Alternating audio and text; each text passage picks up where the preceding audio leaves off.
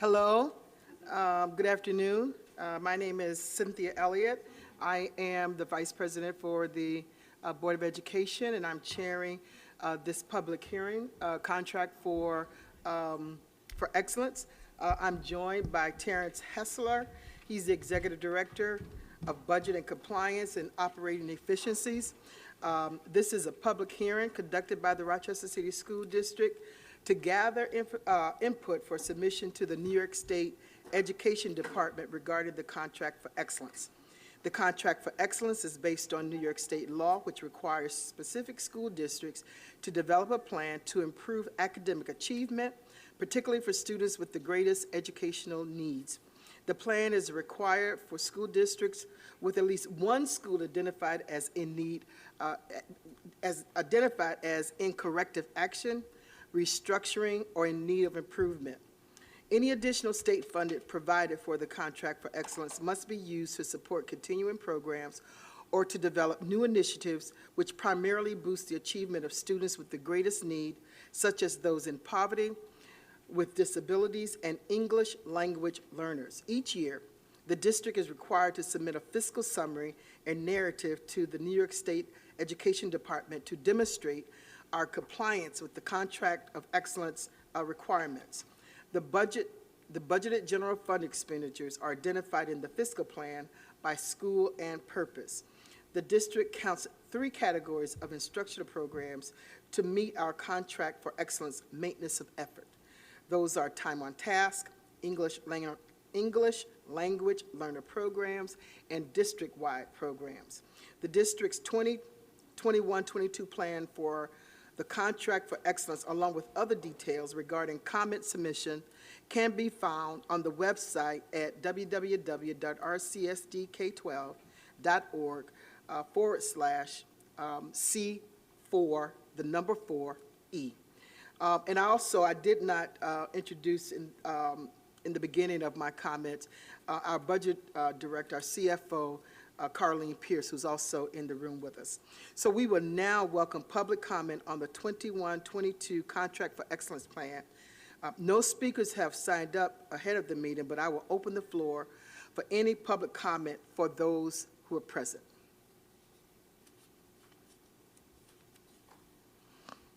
Okay, so I understand that there are no speakers, and so we will close this hearing. Again, as a reminder, the district's 2021-22 plan for the Contract for Excellence, along with other details regarding a comment submission, can be found on the website at www.rcsdk12.org /C and the number 4E at public comment, and public comment is invited through Friday, December 17, 2021, and will be submitted to the state along with the plan. So is that it? This public hearing is closed.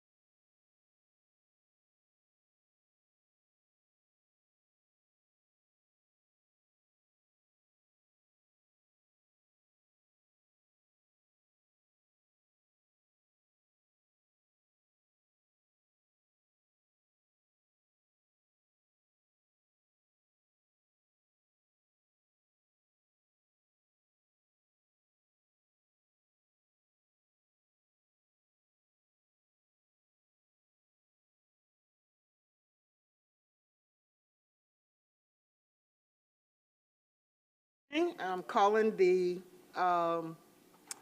meeting of the Excellence in Student Achievement, Equity and Student Achievement Committee to order. Can I get a roll call vote of our board members? So we'll start with Commissioner Adams. Commissioner Adams?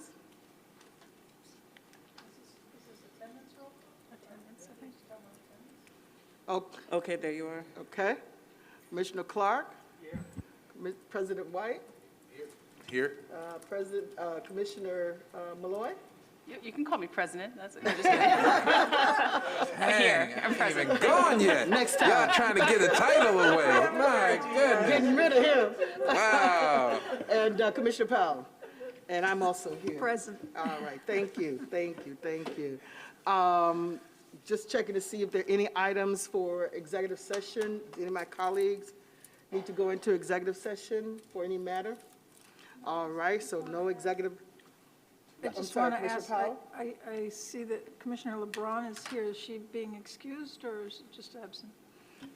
I understand that she will be in attendance. It looks like she's probably running late. She said she will be in person this I see. time.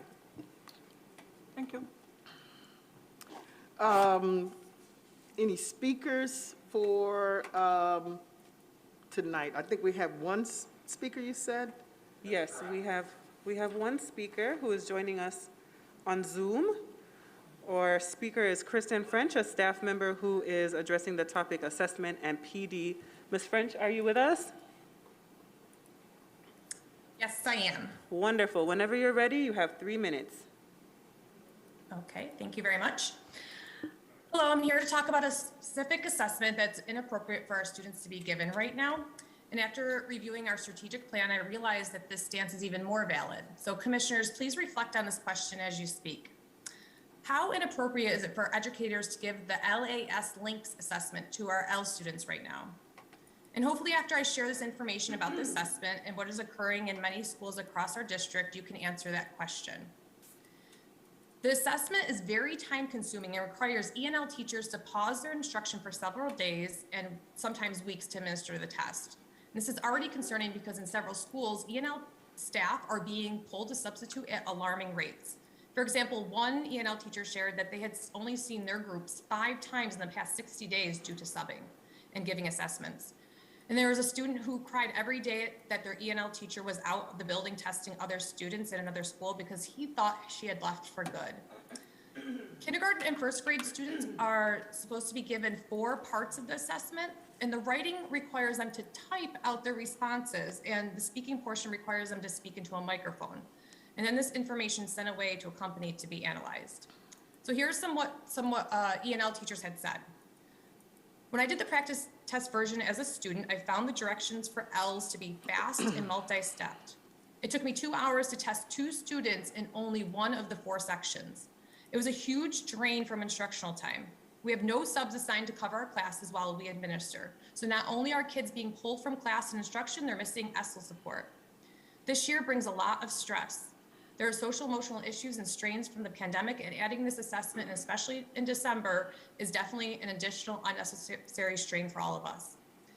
Students enrolled in bilingual programs are being tested in both English and Spanish, which will cause them to miss double the amount of instruction. The process to administer this assessment is rushed. Not everyone has been trained. There's no subs to cover the staff, and not all equipment needed has been delivered. And the staff wants us to repeat this all over again in February. So there's a lot more to share, but in the meantime, as our elected leaders who care about our students, you can provide a written statement indicating that this assessment should be optional this school year. And this will give students time to settle in, will increase instructional time, and will give L students more access to their ESL services. And one more thing, in the state monitor's academic plan, there were some concerning statements. And one was a mention of West Ed because of the state monitor's previous role at the company. And the other was the statement found on page 5, and it starts off by saying, the state monitor believes that it's highly unlikely that anyone can adequately be prepared to course correct and accelerate improvements. And the quote goes on. But the bottom line is the statement is filled with hopelessness and is inviting our district decision makers to have an excuse to stop fighting for public education here in Rochester, and I object to that. So remember, please, commissioners, say no to the LAS links this year, and that would be one of the best gifts you could give us right now. And happy holidays. Thank you. Thank you. Commissioner, President White?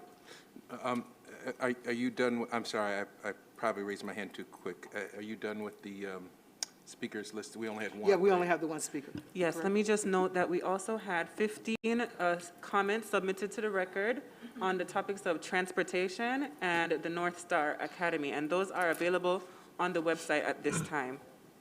Thank you. President White? Thank you, Madam Vice President. I want to first apologize for not making the earlier meeting. As our Vice President knows, I was at Wilson Foundation making up for a finish line meeting that I had missed earlier on, and I'm glad I did. You've got some excellent leadership over there, really dedicated. The other thing I did want to say, a point of personal privilege, I don't exercise that too often in my role as president, but like many of you, I was really overwhelmed by the loss that we're confronted with in our headlines. You all know that Kentucky has suffered unspeakable loss. I think 74 people have died, 100 people are still missing, and 12 of the 74 are children. And then in our own backyard, 80 people have died this year, not as a result of some natural disaster, but the hands of someone. Ourselves to a moment of silence, but really, I know my colleagues, I've worked with many of you for many years, and I know how heavy your hearts must be, along with the people who have suffered this loss. So, Madam Vice President, I know it's unusual in a committee meeting, but given the tremendous loss and given the fact we have about 2 weeks left, all prayers and thoughts really should go to these people, including those folks who are our own family members here in Rochester, but to the folks in Kentucky. Our best thoughts and our prayers and our real hope that notwithstanding our best efforts, that the year can end in some peaceable way. My God, we cannot. This is a record year of homicide. Not only can these families not sustain any additional loss, but we as a community can't. So if we could not only turn our thoughts and prayers toward these folks who suffered this loss, but to those folks, including people at Wilson Foundation and in schools across our community who are on the front lines of preventing these kinds of things, hospitals, social service agencies, to make sure that the year ends in a more peaceable, positive way. Thank you, Madam Vice President. Thank you, Mr. President. I understand. Commissioner Adams, you have a question or comment? Yeah, point of personal privilege. There was their community member, a parent, asked me, gave me his number and asked for some support in trying to figure out how to get on this list. And I deleted that number by mistake. And I just would like to extend, so he couldn't get on this list. So I never did get his number. I want to just extend an apology to Robert Brown, a parent at 7th School, who wanted to speak to the board. I'll get that information to him some kind of way, but until then, I just want to extend my apologies. Yeah, we're also, Commissioner, our leadership meeting is at 7th School tomorrow, so there may be some opportunity to connect with him through our presence over at School 7 tomorrow. We'll mention it tomorrow over there. But he could, if he's listening now, he can always call the board office. Callie, can you give that telephone number? Sure. Actually, I'm going to give him the email because that Okay. helps him to sign up with the information. If you email boardofelducation@rcsdk12.org, it's all one word, no spaces, we will help take care of you, sir. And you're able to submit your comment or sign up to speak by noon of the day of the meeting. Thank you, thank you. And I just feel impressed in my spirit to just continue the comments that President White made, and because it's heavy on my heart as well. And I remember, particularly working in nonprofit, as long as I've worked in nonprofit, that funding had been diverted to early intervention. And it had been diverted to early intervention for years without funding being given to those teenagers. And so as a result of that, I believe, is the reason that we're seeing the kind of catastrophes that we're seeing in our community with shootings and what have you. And so I would offer and ask that the city, the school district, and funding sources, that they reallocate funding to those programs that would support our teenagers, because it's been years since there were a significant number of jobs that are available for our young people, that there are just funding and the ability to be able to work with our community-based organizations in order to learn various skills that they need to learn, that they could be mentored. And that funding went away. So I'm asking the United Way, I'm asking the Community Foundation, I'm asking other funders to reconsider appropriating funding for those students who are 13 to 19 years of age. Because when we had that kind of funding available, you did not see the kind of disproportionate ills and the kind of trauma and the kind of violence that we're seeing in our community. So I'm asking those funders to please reconsider giving funding to those particular programs if we want to see our city change. Because it was our fault that we removed the funding from our young people. So, Mr. President, I just wanted to share with you and agree with your statement and support your statement, but they took the funding away, and we've got to get that funding restored to that population. Thank you. Just felt led to say that. Excuse me? Madam Superintendent, did you want to say something? Thank you, Vice President Elliott. I did just want to respond and share that we recently, we meaning Deputy Superintendent Morris, Deputy Superintendent Black, and Chief Lopez had a meeting with Mayor-elect Evans, his elect Chief of Staff, and elect Director of Special Projects. And when we shared some of the mutual areas of concern and interest, that one was at the top of our list. So we will have further conversations, and I'll put Chief Green on the spot. She probably will be our point of contact as we move forward as Commissioner-elect in that area. But that is something that Mayor-elect Evans is very interested in having further conversations with the city school district and the county. Yeah, and I understand the rationale. If we can focus the funding on early intervention, that will reduce the kind of social ills that we're experiencing. However, I believe we got to do both, as it is evident. So, Agreed. Thank you, thank you. So back to the agenda for the Equitable Student Achievement Committee, and we will consider resolutions. Let me just ask my colleagues, can we take this all in a bunch, or do we need to, is this the consent agenda where we take them all at once, or we need to do them individually? Okay, all right. So can I get a motion for Resolution 301? So moved. Seconded. All in favor? Nope, discussion. Aye. Nope, discussion. Oh, any questions? I'm sorry. She's like, All right, hearing that there are no questions, all in favor? Aye. Any opposed? That carries.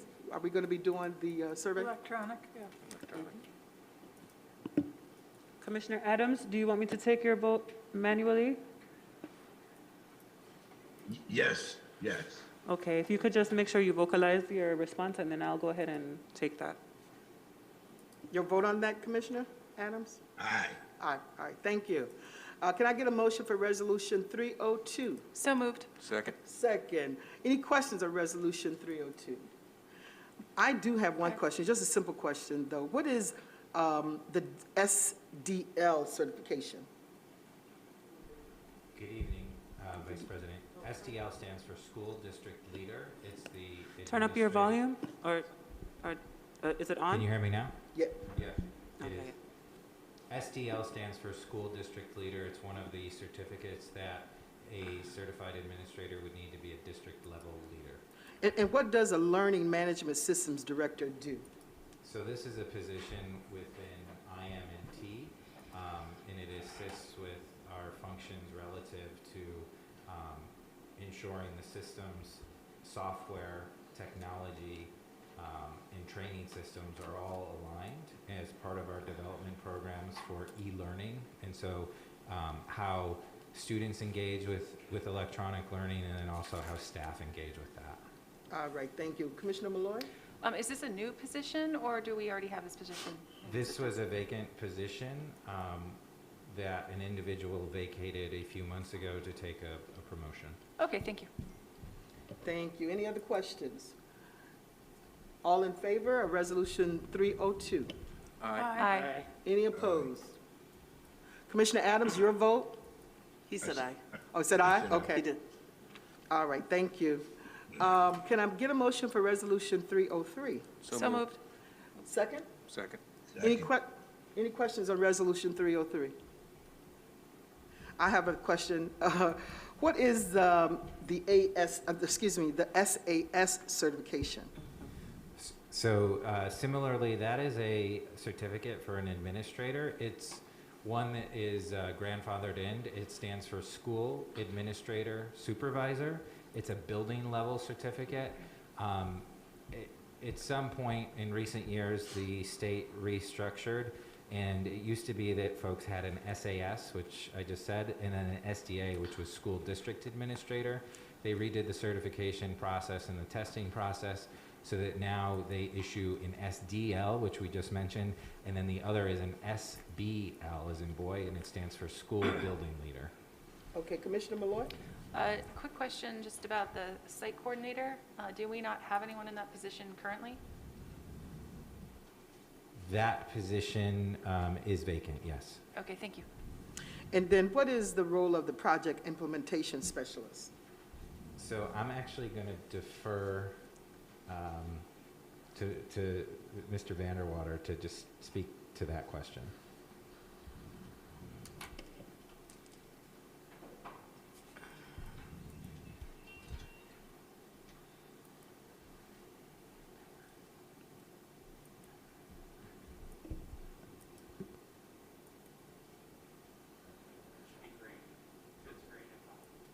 Oh, there it goes.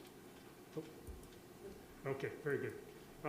So this is the co-op position that's coming from RIT to help with our transition from PeopleSoft to Oracle Cloud. This person is going to help with communicating and doing learning demonstrations for staff across the district that are going to be working in the new system. Okay, thank you. You're welcome. Any other questions on Resolution 303? All in favor? Aye. Aye. Any opposed? Aye. All right, thank you.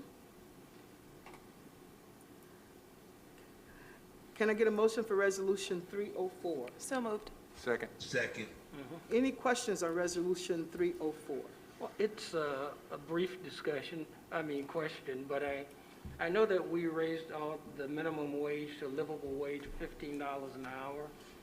When will that start being reflected in the resolutions for the folks that are listed as being under $15? We raised the minimum wage within the Bente contract to $15.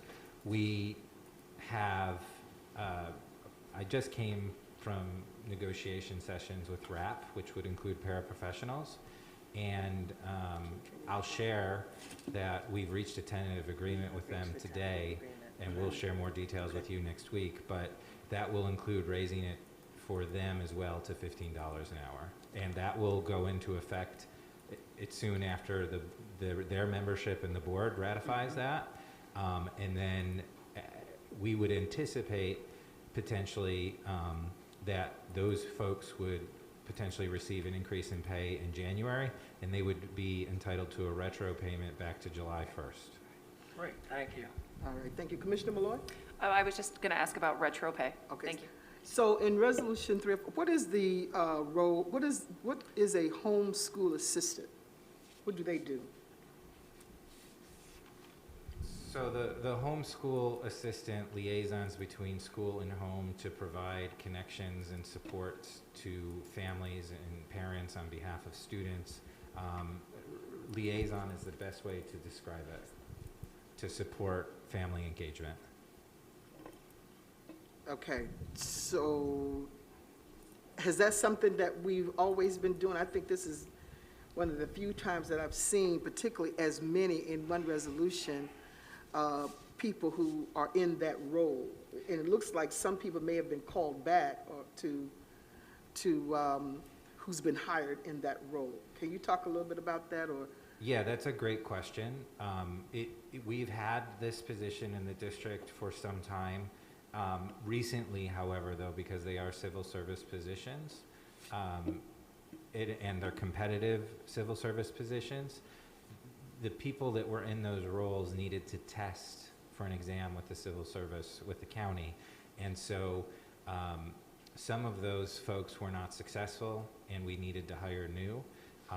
And some of those folks were able to stay based on their test scores. But because of the competitive nature, we did experience some turnover, unfortunately, with that. So that's why you see so many at the same time at this point.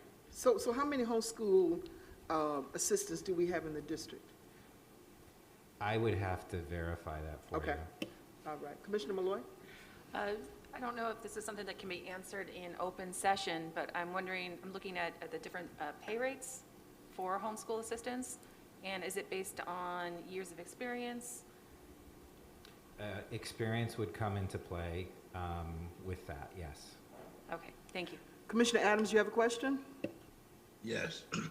So I'm going to get back to the retro pay.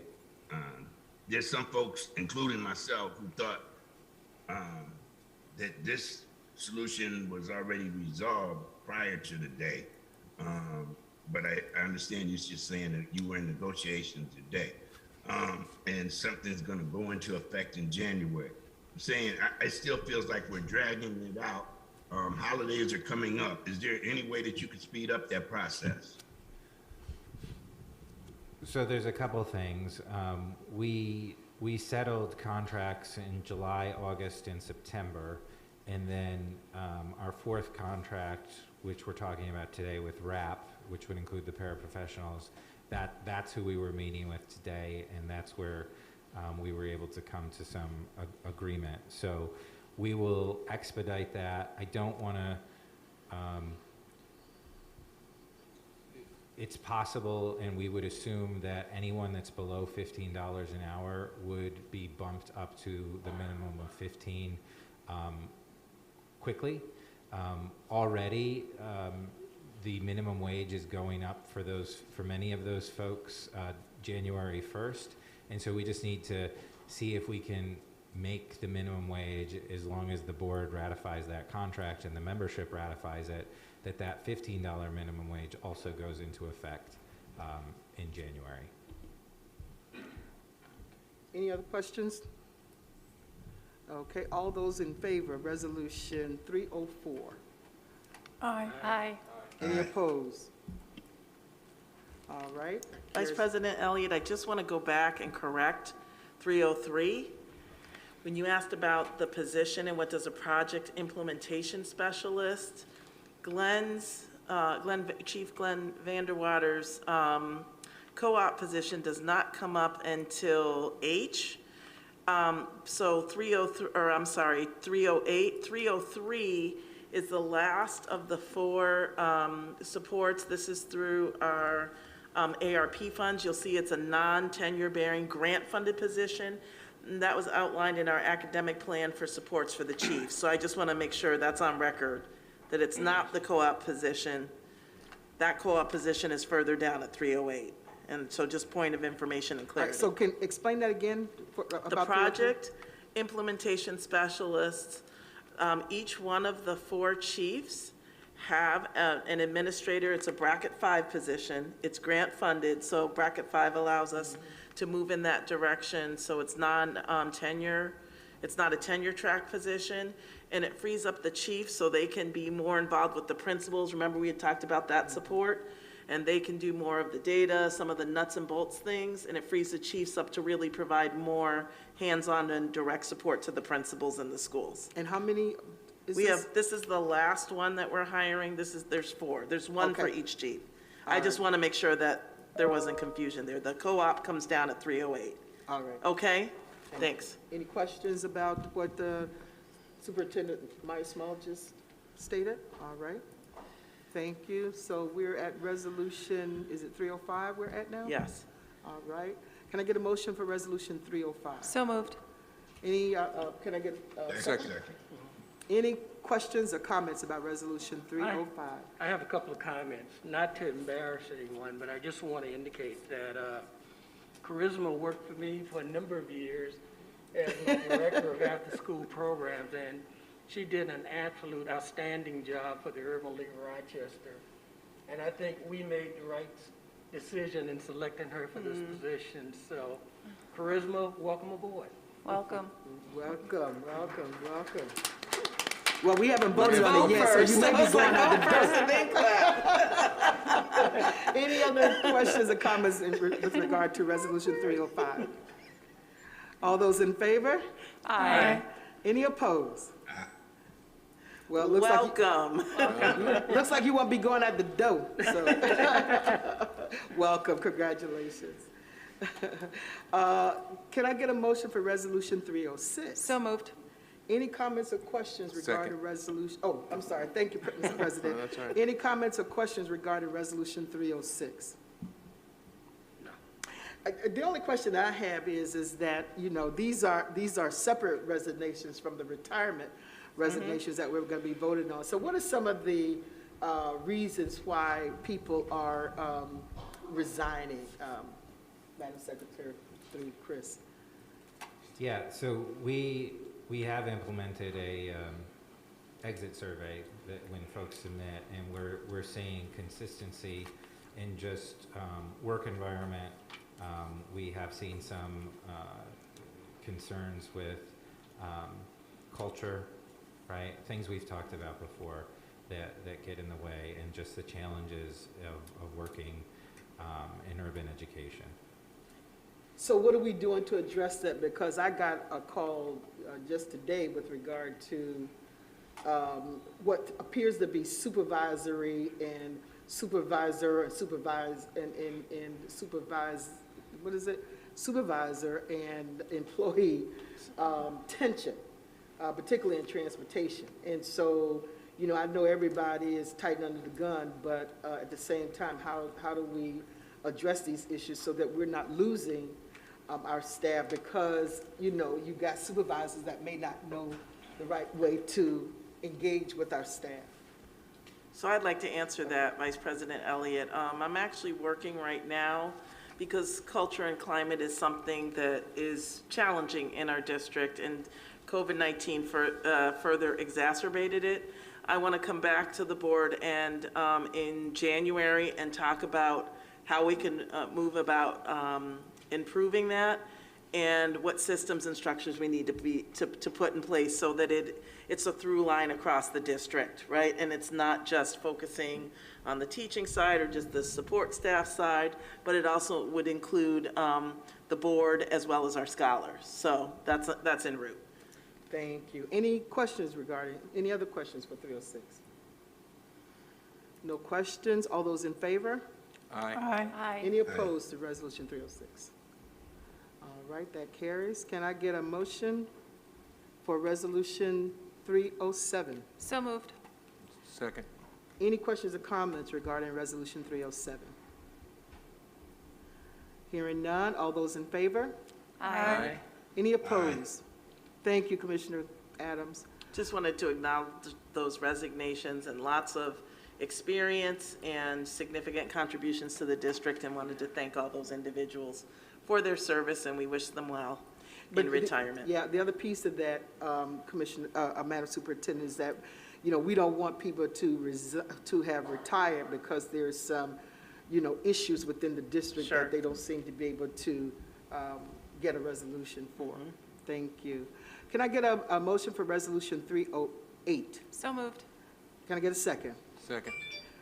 Any questions on resolution 308? This is the co-op position. Yes. I have a question. Commissioner Malloy? Just wanted explanation about the origins of this position, and if we've had this before. I just don't know what it is.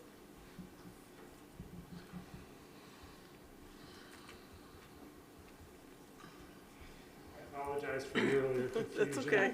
This is a co-op student from RIT. We just had another student exit the program. Again, they're helping with data cleansing and guided learning as we move from PeopleSoft to Oracle Cloud. It's a very inexpensive way to bring in help that we don't have to pay, tens of thousands of dollars for backfill.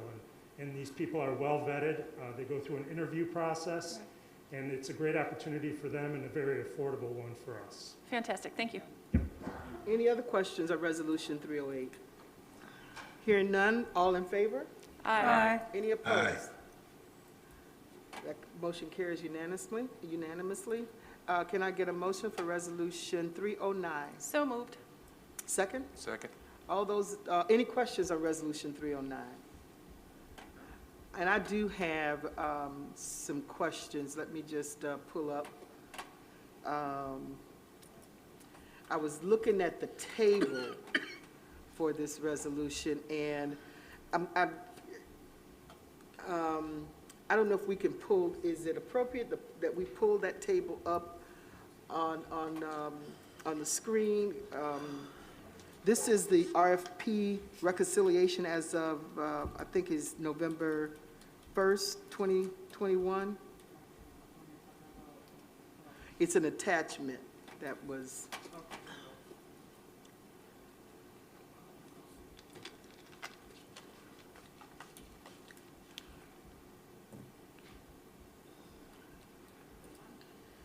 No, it has some blue ink on it, not that one. That one, can you pull that around? Yeah. Yeah, if they could. So can you tell us what this form means? And one of the questions I have is in terms of the administration costs on that. It seems like that's a lot of money that we're paying. Is that typical, the amount of money that we're paying in terms of administrative fee here, our plan? Yes, it would be. For a district our size and the volume of what we do and the number of belly buttons that we have that are on the plan, that would be competitive and typical. And so, yes. And this is a what you're looking at is multi-year, depending on the number you're looking at, right? There's individual years and then. This is the best deal that we can get for this is the one for our retirees, if I'm not mistaken. So this is the best deal that we can get? It's just a lot of money, and I know healthcare is a lot. Yeah, this is consistent and it's competitive. All right, any other questions for Resolution 309? Madam Chair, I assume that because we have both MVP and Blue Cross Blue Shield, it's because retirees don't fall under the same contract that our current employees do, or is that why we're offering two options? They have options. Whereas our own, it's really Our plan allows for that option. but it doesn't involve MVP, right? It's all because the self-insurance brings it all under the third-party administrator of Blue Cross Blue Shield for our current employees. Is that correct? Yes, yes. And just in terms of budget negotiations, I like for us as we, move into future budget negotiations, that we need to look at how do we even renegotiate this contract for our retirees, because it's legacy costs that drives up the gap in our budget. So I'm looking for us to have conversation in the future about how we renegotiate this for the purpose of closing our budget gap. So just want to state that. Any other questions or resolutions 309? All those in favor? Aye. Any opposed to Resolution 309? Thank you. Can I get a motion for Resolution 310? So moved. Second? All those in favor? No, excuse me. Any questions on Resolution 310? All those in favor? Aye. Aye. Any opposed to Resolution 310? Unanimous? Can I get a motion for, okay, Just waiting on the online vote. okay.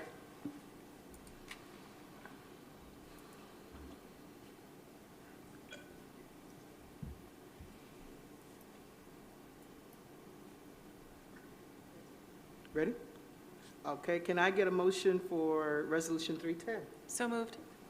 Second? Second. All those in favor, Resolution 310? Aye. Any opposed? Discussion first. Question. Excuse me. Any discussion? Thank you. Nope. Commissioner Powell? Can someone explain to me this resolution deadline exception form that is accompanying it? I mean, Good evening, Commissioners. We have a process and a calendar that we must follow and adhere to for resolution submission and consideration. Once that deadline for the initial resolution submission has passed, then an exception form must be submitted and approved by the Deputy Superintendent and the Superintendent. I act on behalf of the Superintendent with the resolution exception process. It gives us the opportunity for checks and balances to make sure that we are following our own internal timelines and processes, and that we are in fact submitting information with a resolution deadline that actually merits it. so in this instance, the explanation given under the why wasn't resolution submitted within the deadline, is this the earliest we could possibly have brought this resolution because of the various union contract components? I'll defer to Dr. Miller to respond to that. Yeah, so Commissioner, it's multifaceted in that given this must be in place by the first of the year, right? And we don't receive the information as would be typical until the end of September. From there, we have to take the information and apply, we had to in this instance, apply changes to our benefits plan, and analysis and work had to be done relative to that. That's not something that can be done super expeditiously, but the district worked to get that done. We needed about a month, 6 weeks, 7 weeks time to do that before we could submit it for this purpose. So this was submitted, you can see November 10th, and here today for your consideration. Mm-hmm. The only thing that I would ask about the form, who's the signature on the last page? Whose signature is that?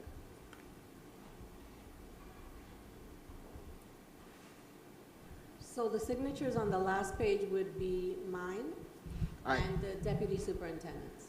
No, on the very last page. Is that the superintendent's signature? No. Who it does is that not. scribble? That's me. All right, so what I'm Scribble going is to my signature, Yeah, yes. so what I'm going to suggest is that if there could be your name printed under that so we'll know who it is. Because Yes, I ma'am. wasn't sure who. Yeah, so can you print the name? I'm gonna sign my Christmas card with this here. All right, thank Yes, you, ma'am. thank you. All right, so did we, so all in favor of Resolution 311? Aye. Aye. Any opposed? All right, that carries. So that looks like that concludes the resolution portion of the agenda. I'm sorry. We just did 310, right? Did we do 310 or That was 311? 311. Yeah. Yep, okay. So that concludes the portion, this segment of the agenda. And so I'm going to ask for a motion for the review and acceptance of the minutes from November 9th of the ESA Community of the So Whole. moved. Second. All in favor? Any questions about it? Aye. All right, motion carries. Thank you.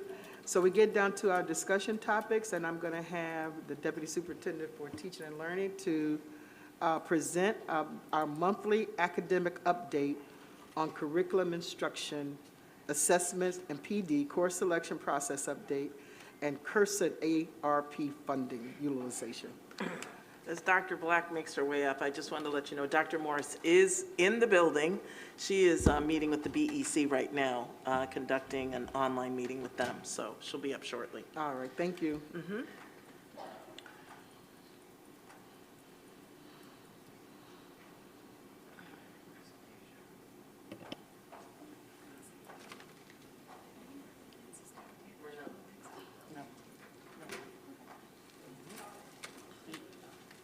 So we are loading our presentation.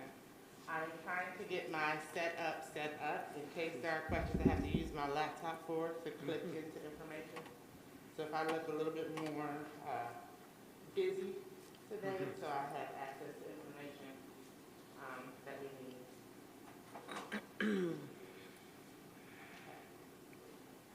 And I might need to put my eyes on. We'll just tell how that works.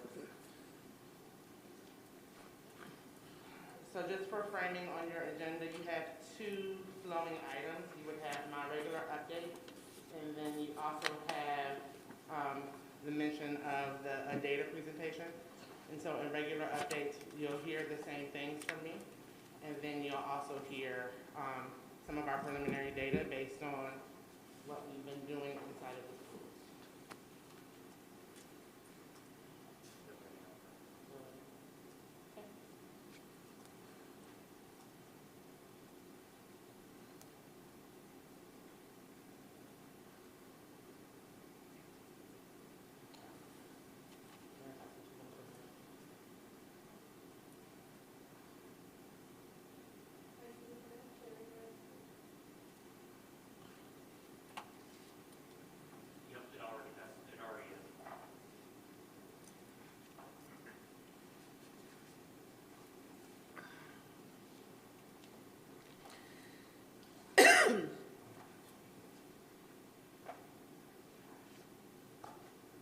So one update, as you'll see, is we're using yellow. So you all have seen the blue presentation from me for 4 months. So we are updating to a bright and cheery, sunny yellow here in the midst of our winter cold. But So it means it's not cold for anything, it's just that you changed the color?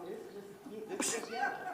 All right. And I was just small things in life, right? Thank you, Dr. Black. I was just, All right, so guiding principles. At this point, we should be in a place where, as a district, we should be able to understand and almost recite these. We know that every child deserves to engage in grade level content every day. We know that our students must engage with high quality, culturally responsive experiences where they are affirmed, seen, and valued. And that we have an obligation to provide an equitable experience to every student across the district that is not dependent on where they live and where they go to school. Again, at this point, we should be in a place where these guiding principles are starting to permeate what happens. You should hear grade level content. You should hear seen, welcome, and affirmed, and you should hear equity. Again, in our academic overview, every month that you see me or a member of my team, we know that we're talking about curriculum, instruction, and assessment because that is our academic core. So instructional highlights. Forgive me for the small print, but we were very excited this month to bring forth some highlights from content areas you don't usually hear about. And so in our science content area, our science director, Dr. Edel Mader, has been working very hard with the 6th, 8th science teachers.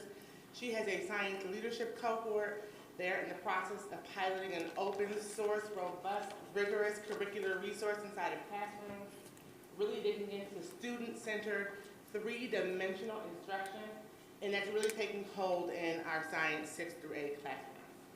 Additionally, in social studies, we want to highlight that the PIG group, so PIG class, has participated in a soapbox main stage. And so students involved in that class present many speeches on topics that are important to them.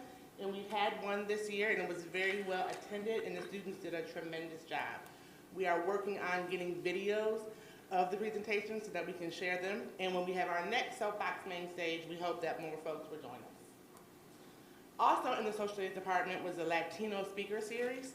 And so our social studies director, Mr. Ryan Keating, put together a speaker series of 7 Latino leaders across the city to come and talk about a variety of topics: history, contemporary issues, to really bring into our fold with our community some topics that we need to focus on with a wide swath of our students, which are our Latino students.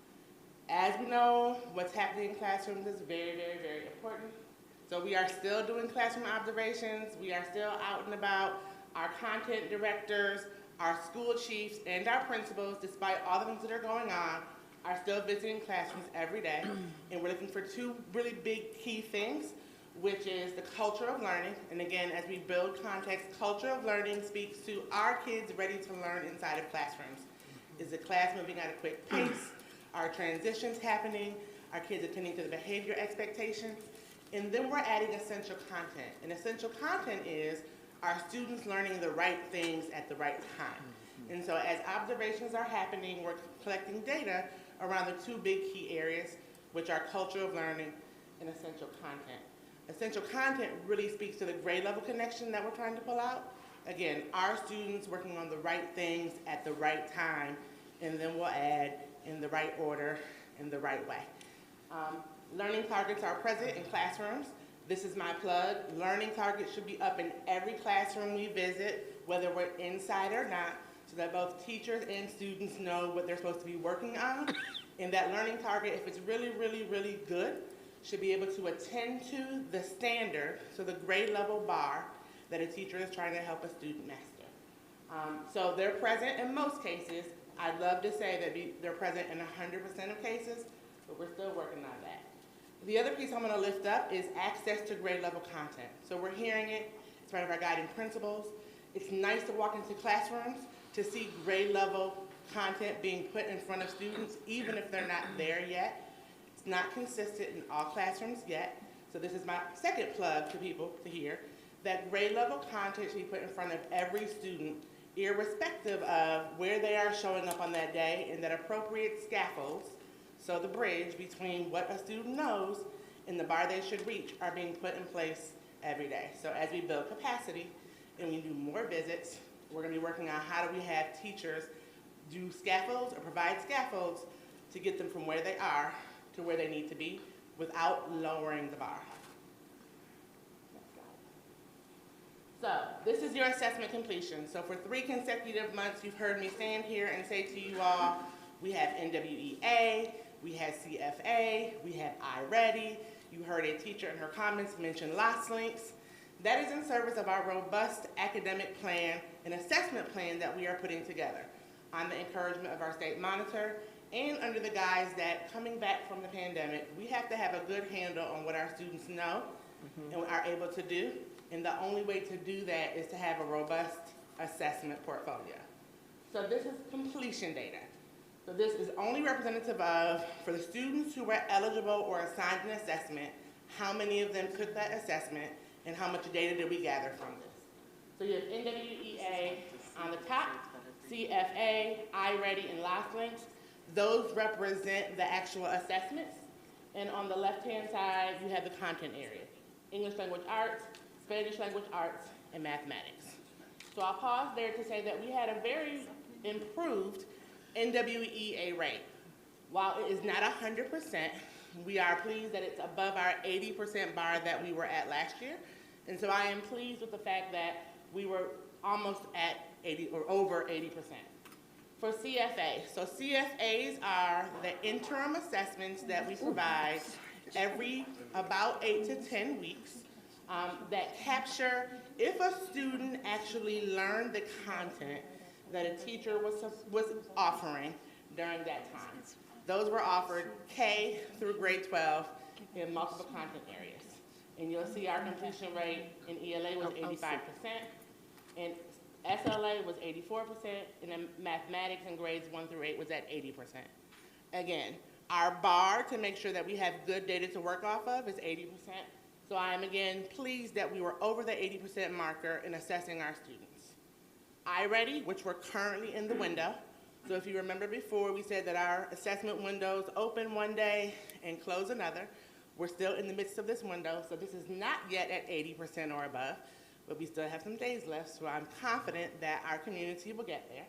But right now, as it stands, we are at 75% completion total and 11% in progress for ELA. The SLA is not offered in iReady. And then in mathematics, again, we are at 75% complete and 9% in progress. And as you heard our speaker early on this afternoon, mention last links. This is also our completion data. Last links measures a different part of students in terms of speaking and listening, which you wouldn't get in the other assessment pieces, which is why it's important to have a robust assessment portfolio so we can capture data on students' ability to read, write, listen, speak in our bilingual programs, both in English and in Spanish. Next slide. Professional development. So we are doing a lot. There's not a way to couch that in that there are a lot of sessions happening, and I want to publicly thank our school chiefs and our principals who, despite staffing shifts, are finding time to get their teachers to attend to professional development. And also want to acknowledge the teachers who are after school, despite having a lot going on and having classrooms, attending to their professional growth and needs in service of our students. We've offered a myriad of opportunities this month, SPED, TCIS, teaching pedagogy. I want to also acknowledge the RTA and ESA for offering their professional development offerings. We recognize in this time it takes everybody collectively to offer opportunities for our kids to grow and our teachers to get better, and so PD is happening. Two things I want to really call out so last month we mentioned that we were working on our PD plan, our 3-year PD plan, and we had piloted for the state contributing to a template. That's done. Now we're moving forward and adding to, and the thing that really want to call out in our next iteration is that we are focusing on leadership development initiatives. We are working with CIAS, which is our ASAR-sponsored mentorship and support for our school leadership. And we have a mathematics leadership cohort that is just launching. So what that means is that we get teachers from inside of buildings, we bring them together to grow them, and then they go out back to their buildings and share information. So really excited that that is happening. And I want to shout out Dr. Jamila Dugan and Dr. Ayanna Cooper. So those are 2 authors that we have in our fold that are providing in-person, real-time book studies with our staffs. So we have had a number of cohorts going through book studies with both of the authors of the book. And because everyone's a member, and so you hear this, we have Gale Professional Library in our Rock 3D. And so even if you're not in a book study, everyone across the organization has access to these texts. And if you're interested in the book study, both authors are more than happy to do some more around. But we've been engaging with the authors, with the books, to grow our practice, and it's been very exciting. I want to take this time to publicly also acknowledge the teachers who contributed to and participated in our Wellness Day prior to Thanksgiving break. I am formally announcing that we are offering another district-wide Wellness Day on December 23rd, 2021, which means that we want to see people doing things that pour into the joy in the classroom. And yes, we said joy, so I'm hoping that people make reindeers and count M&Ms and do crossword puzzles and play games and stretch and breathe and pour into what it means to be a school community before we go out for break. Of course, masked and socially distanced. Next month, again, curriculum, instruction, assessment, professional development. Eventually we'll be able to all say it together. We're going to be highlighting some promising practices for our improved pedagogy. There's been a push from the board to acknowledge and identify things that are happening inside of schools that we want to build upon. And so as we come back together in the new year in January, one of the things that we're adding to this time will be to highlight what do we see in classrooms from our observations, what do we want to replicate, and who we want to acknowledge for doing the things that we want to see in service of kids. So that'll be coming. We'll also have a highlight from our special education office, almost a status of special education. Where are we? Where do we want to go? What's happening? And then we'll do some last links data dive, and we'll do iReady Part 2. So we're going to have a riveting Part 1, but in January, we're going to get Part 2. So I'll pause there. Thank you, Dr. Black. Any questions? Commissioner Malloy? Just wondering if, I understand we have a business meeting on December 23rd, and just for everyone's social emotional health, perhaps the board needs to undergo Can we count M&Ms and make reindeer as well? Okay. I'm gonna push that to the president.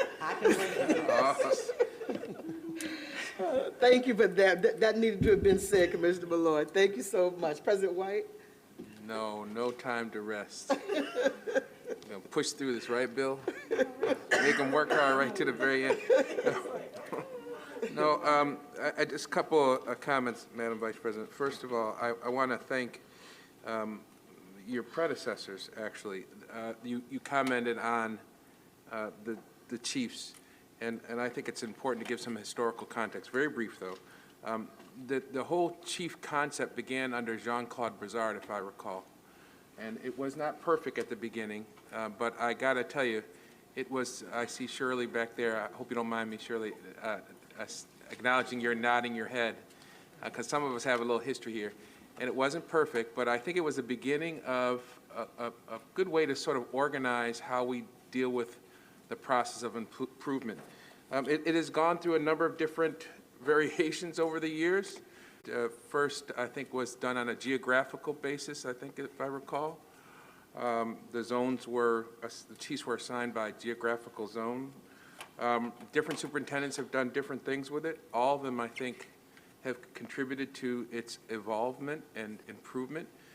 Barbara Dean Williams, for example, created the chief suite, which I observed, and I see a couple of you were there when that happened. Carmine, I think Shirley, you were there when that happened.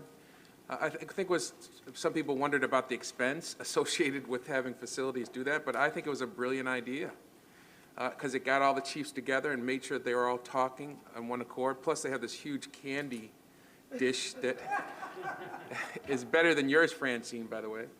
But it was a decision, I think, on her part to put all the chiefs together so they could coordinate and collaborate and conversate. And I thought that was a really good move. There have been different versions. I mean, you've seen chiefs assigned to receivership schools, elementary versus secondary, and again, as I indicated, geographical. But I wanted to say to you, Madam Superintendent, I think you have inherited an idea that has been modified over the years, but you have taken full advantage of it. You have some really good chiefs. You always worry about the kind of chiefs you have because they will trickle down the message from the administration.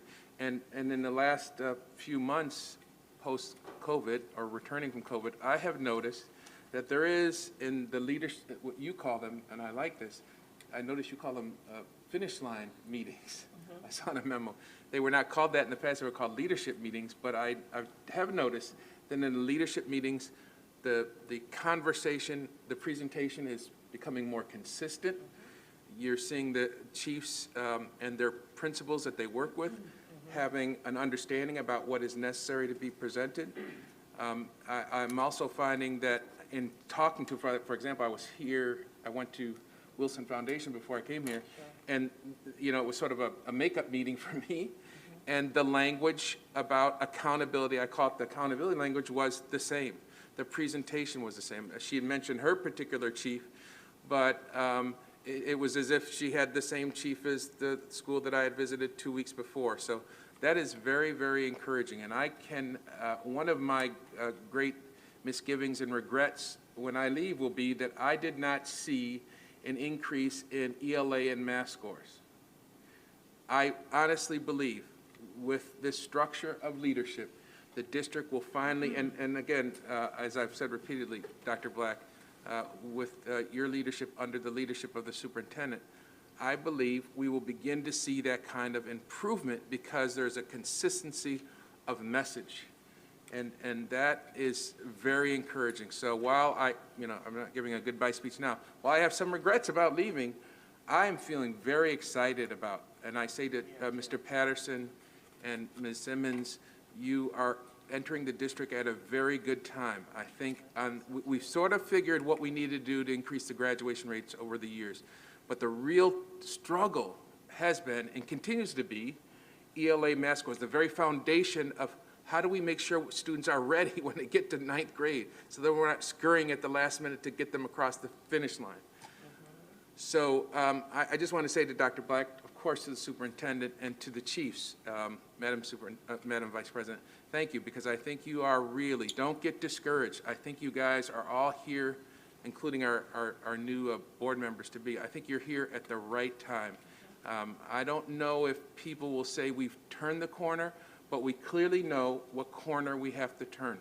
So I just wanted to give that message. I think it is a well-deserved message. I've seen this over years, and this was not an accident. And while I'm very encouraged by the work that people are doing now, I don't want people to forget the context. Jean-Claude Brizard, a lot of people did not like him. A lot of people did. He started this whole chief thing. Barbara Dean Williams, a lot of people liked her. Some people didn't. She had the wisdom to say, hey, listen, let's put all these chiefs together. Let's have them have a conversation. And I know you will, with the people that you've selected and the structure in which you're taking this district, will offer up your improvements too. But I am very encouraged by what I've seen, including the meeting that I went to today. And I think, President White, just to respond to that a little bit, and when we've participated in the leadership meetings at each of the schools, what Dr. Black speaks about here at board meetings, you see that play out in the schools, right? Absolutely. So it's not just spoken Right. at central office. You have Exactly. principals and teachers and other staff speaking very specifically and purposefully about what Dr. Black is saying you should see. Yep. And I think that's where we're starting to shift. Exactly. And we are turning the corner because you see it manifest in the schools. Yep, It's exciting. it is very exciting. Well, you know, if you recall, in one of our board officers' meetings, I believe, one of the meetings, I said, it's going to be positive. It's going to turn out You positive. did. So, you know, we had to go through hell. But before you get to that presentation, Dr. Black, what I'd like for you to do is, in terms of the assessment completion, that particular slide, that you explain what the assessment, the 4 assessments are for our community, if you don't mind, please. So NWEA is our assessment that's offered K through 8 in both ELA and math. And what it measures is growth and proficiency. Growth being, can you tell where a student goes from point A to point B? And proficiency, in that the final measure that NWEA talks about is that a number. So a student may have a RIT score, and that RIT score represents where they should be in terms of grade level. And then they have a score they earn when they take the assessment, and teachers are able to monitor what happens from the RIT score they're supposed to have and where they start. Okay. All aligned to standards. Our CFAs are our interim assessments. So they're offered every 8 to 10 weeks. And those are shorter assessments that are built on what teachers should have taught during that time period. So it's a snapshot in time. Okay. I taught this material. Did students learn it? If not, where can I adjust my instruction? So you have the beginning of the year growth. You have the snapshot in time. iReady is both our screener and our diagnostic. So given at this point in the year, it's the beginning of the year data that we have on that assessment. That particular platform measures kids against the grade level again, and then provides adaptive learning paths that kids can then click on that provides support for them to practice skills to then get towards grade level. And then your last links is a assessment that we're offering to our bilingual and some ENL students across grades. And right now we're using the module that measures speaking and listening. Okay. Thank you.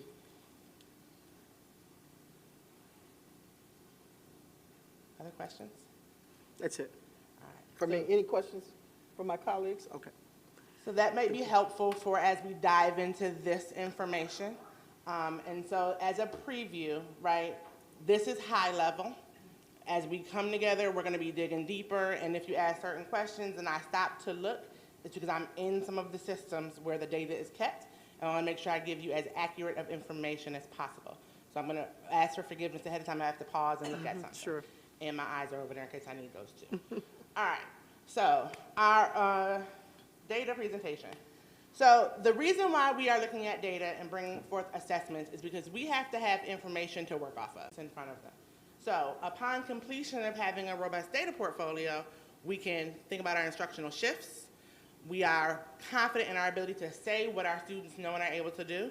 And quite frankly, we haven't been as confident in that data as we are moving into, because we did not have a consistent set of assessment materials to speak from. So we could always say, you know, this pocket of students knows this based on this particular material. This pocket of students knows this based on this particular assessment. But this year, we have now a few assessments, which we previewed, that we can now talk about the achievement of all of our students as a complete data set. This is going to help us with the MTSS process and RTI. So multi-tiered support systems. How do we provide additional supports to students based on the information we give them? And if we find that they're not at grade level yet, how do we provide the appropriate and right interventions to close the gap? And then to make, again, informed decisions around what we buy, what we use, how often, how much. We can only do that based on what we know about what our students know, are able to do, and what they need. And that only comes from collecting both formal assessment information and paying attention to what's happening in the classrooms. So there are going to be 3 buckets we're going to jump into. This first bucket is our secondary student data. For this high level, we are talking about all of our secondary students in grades 9 through 12.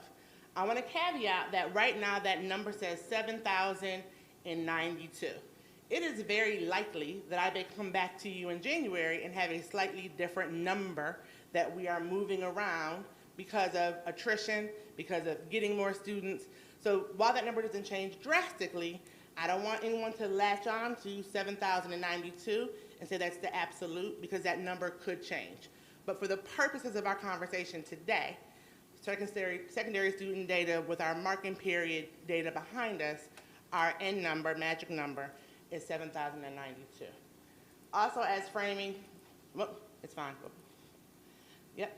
Also as framing, I'm going to just say that students are responsible for making satisfactory academic progress if they earn 5 credits a year. So that would be important as we talk about 9, 10, 11, 12, or cohort data. And in our secondary schools, we know that our students are enrolled in coursework in all domains. So your core content areas, your CTE, your foreign language, and everything in between.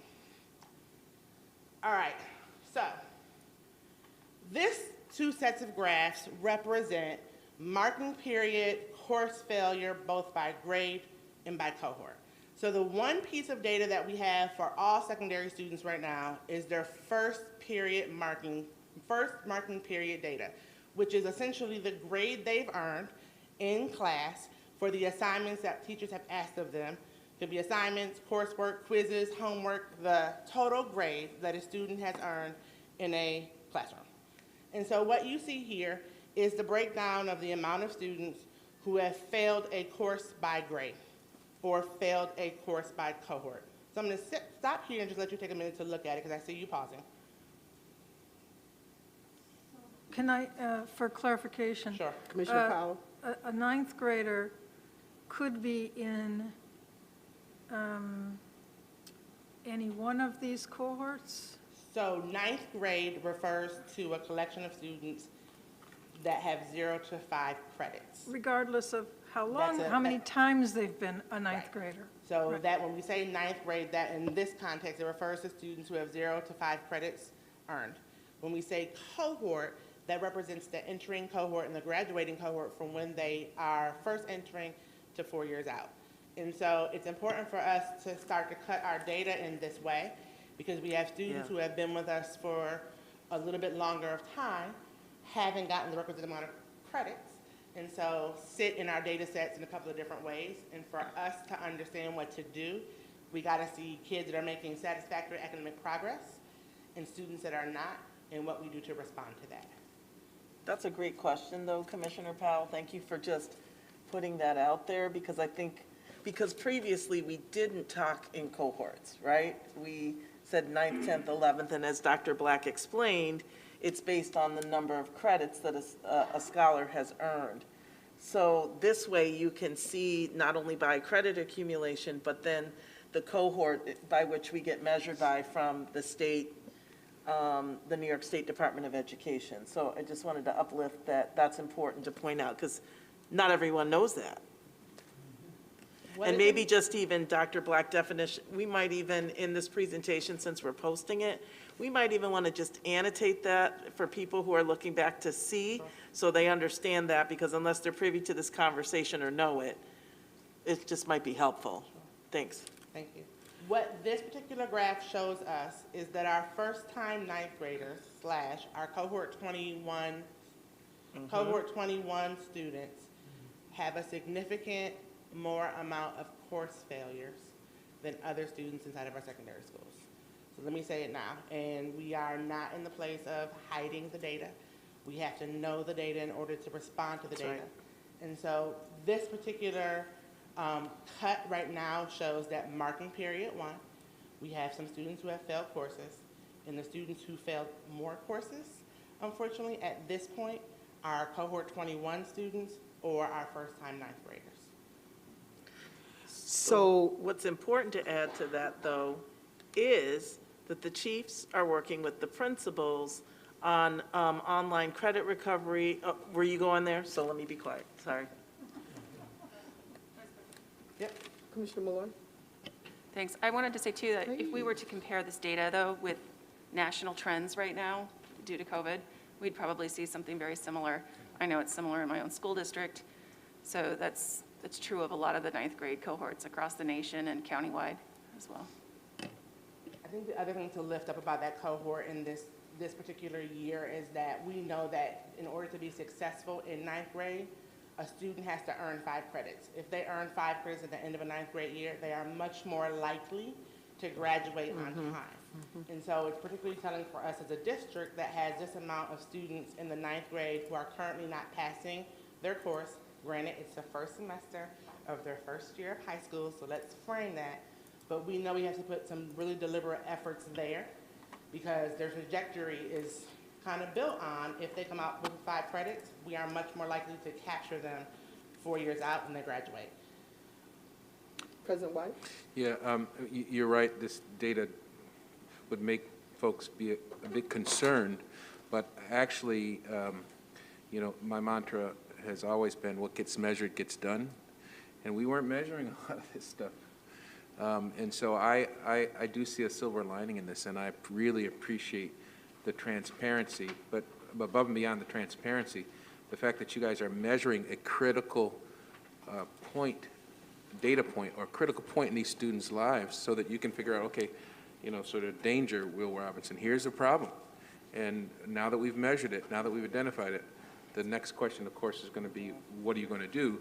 But people didn't know to do anything because they weren't measuring this stuff. And years and years and years ago, they weren't looking at any of this stuff until students got to be in 11th or 12th grade. And at that point, there's really a last-minute hustle. So I agree with those folks who feel really anxious about looking at the disproportionate number of students that are really behind early on. But the silver lining in this is that somebody's looking at it. And then, of course, the question would be, and maybe it's not for today, but what are we doing as a result of that measurement? Commissioner Powell? Thank you. If I could take liberties with your expression, President White, it's not that we were not measuring in the past. I think it was more a case of at different points in the past, the philosophy, what gets measured, and they stop there. I remember, and Cynthia's not, Vice President Alley is nodding her head because there are many an ESA committee we sat through where we got presentations on data, and a board member would ask the critical question, so what are you going to do about it? And we were met with silence. And so the thing I'm most interested in hearing about is what are the stratagems to actually do something about that thing. So is that the next step, just to follow up on Commissioner Powell's? So I can go out of order or just go through the. No, we can wait on that. I'm more than happy to go either way. Yeah, I think, you know, I'm looking at this data and it's I've got a lot of thoughts in my head. I'm excited about the fact that we're getting it and you all are doing an analysis of it and that you've got some resolutions to this. One question I may have though is that can we do better in elementary from K through 8 to position our ninth graders for better achievement? Okay, all right. So I'll continue, and so the data trends that you notice are not going to shift tremendously these next 3 slides. It's the same cut of the information. We took marking period data, again, the grade that students earned, 9 through 12, and said, what are all the ways we need to be looking at this data? Inside of our data metrics, we cut by school, we cut by teacher, we cut by section. We cut all different ways to say, what does that then mean for us as a district around what we know about our secondary schools in the courses where they're successful or not so much so yet. The slide that's up now. So this is a capture, again, same data, so it's not going to drastically change, it's just different cuts. This is capturing students both by cohort and by grade in all of our secondary schools who failed more than one course. So there's one thing to fail one course, like if math is not your jam right now and you're doing well in other courses, there's another cut to say math is not your jam right now, neither is ELA right now, and maybe PE is also not your jam right now. So you have to look at kind of students who are being successful or not so much so in one course versus students who are not being successful in more than one course. But I tell you, these numbers are too high. Mm-hmm. And then the third cut, right, is around core. And so you're talking about your 4 core content areas, ELA, math, social studies, and science. And what we plan to do, again, is to come back to you consistently with different information and different cuts. And we are more than open to doing some smaller data chats. Once you process it and want to see us click all the way through to get to kid level, we're more than happy to do that in other meetings or in other times. So secondary students, I'll give you a couple of other percentages. And so here's where... we have a question. Commissioner Powell? Before we move on, why does it look like the percentage of those who failed more than one course is higher than the percentage that have failed only one? So... Which slide do you want? So, the slides aren't numbered. The failed greater than one, that includes those who failed just one as well? No, it excludes that number. How so is you it? have the one, failed one, which is one piece of data set, and then you have... 2, 3, 4. So how is it we're getting these kinds of percentages? So the first... I would argue they've been there, we just have not had the data as boldly as we have it now. I mean, so the first slide is everybody in all courses. So all kids, all courses, right?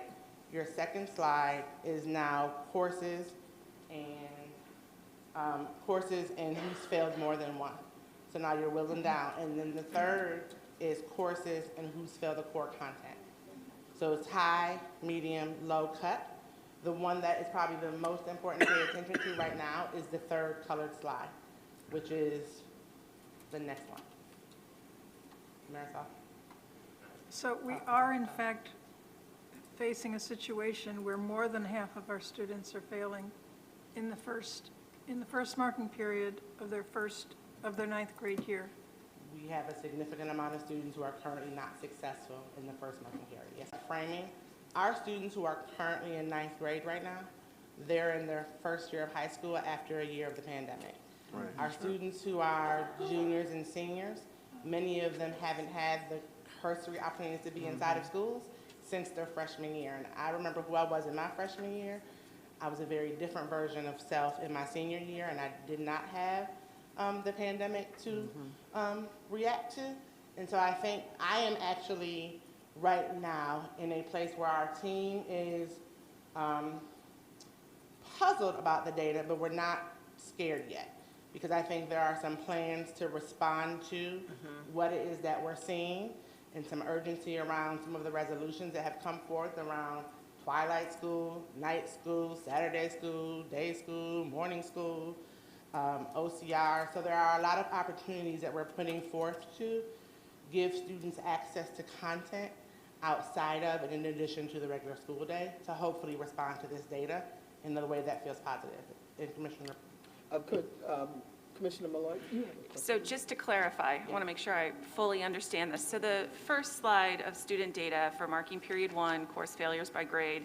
So want to make sure the public understands though too. So what I understood is that almost 31% of our ninth graders have failed at least one course during the first quarter. So then you pulled that data, and the next slide then shows of those 30% or the 31% who failed, then over half of those students are failing more than one. So it's over half of that 31% of our students. So it's not that half of our ninth graders are failing. Half of that first data set. Okay, thank you. President White? Yeah, I wanted to repeat what I said earlier on, Commissioner Powell, to your comment specifically.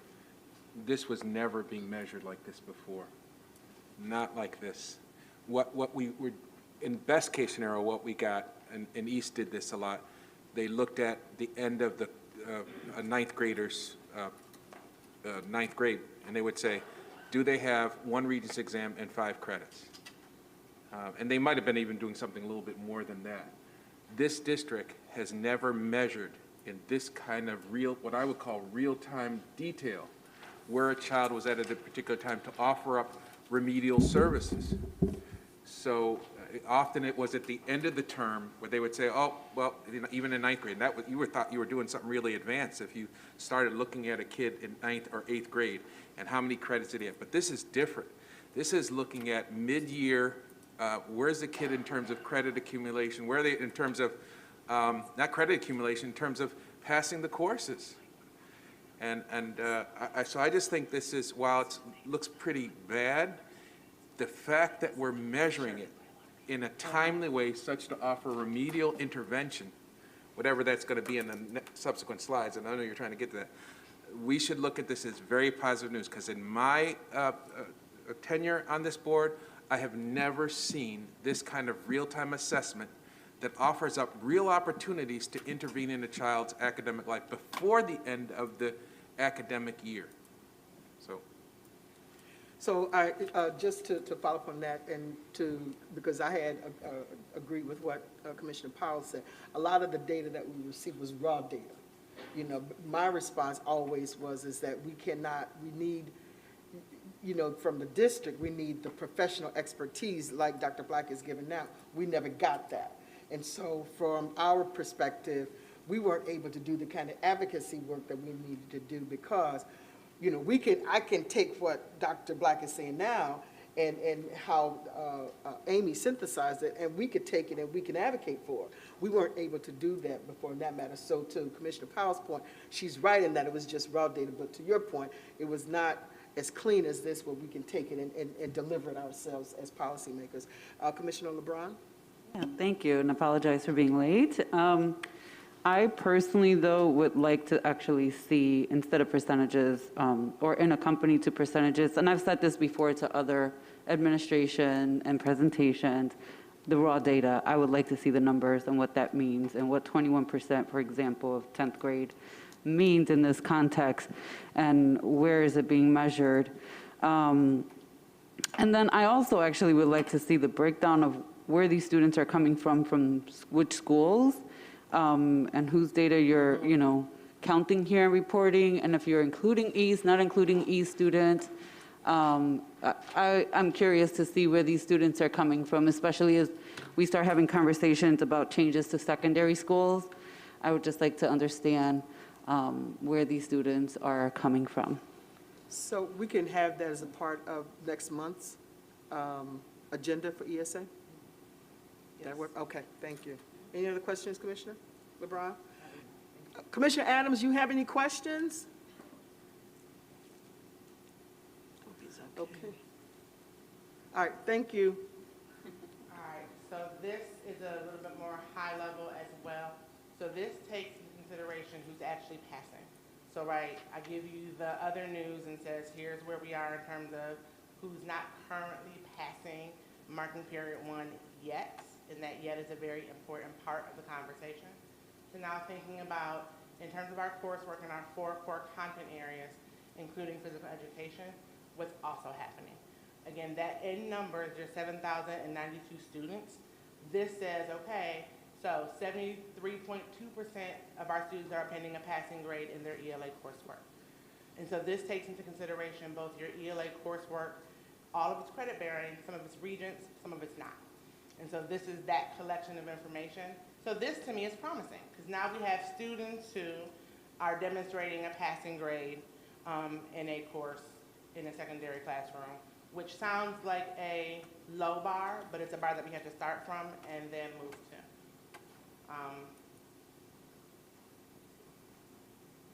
So let me shift gears to the next set. This is our 2021 cohort. So this is the cohort that we saw right now is not performing as well as we would like it to be in concert with the rest of our staff, our students. So our 2021 cohort represents our students who are in their first time 9th grade classification. So first time in high school, 0 to 5. As of December 13th, so that was yesterday's poll, we have 1,807 scholars in our 2021 cohort. So this next set of information comes from just our students who are in our 9th grade. And again, this gives you passing information. We already saw where they are in terms of passing one course or failing one course. This gives you the other look. Again, 74% of our students obtained a passing grade in ELA coursework. And then you go your math coursework.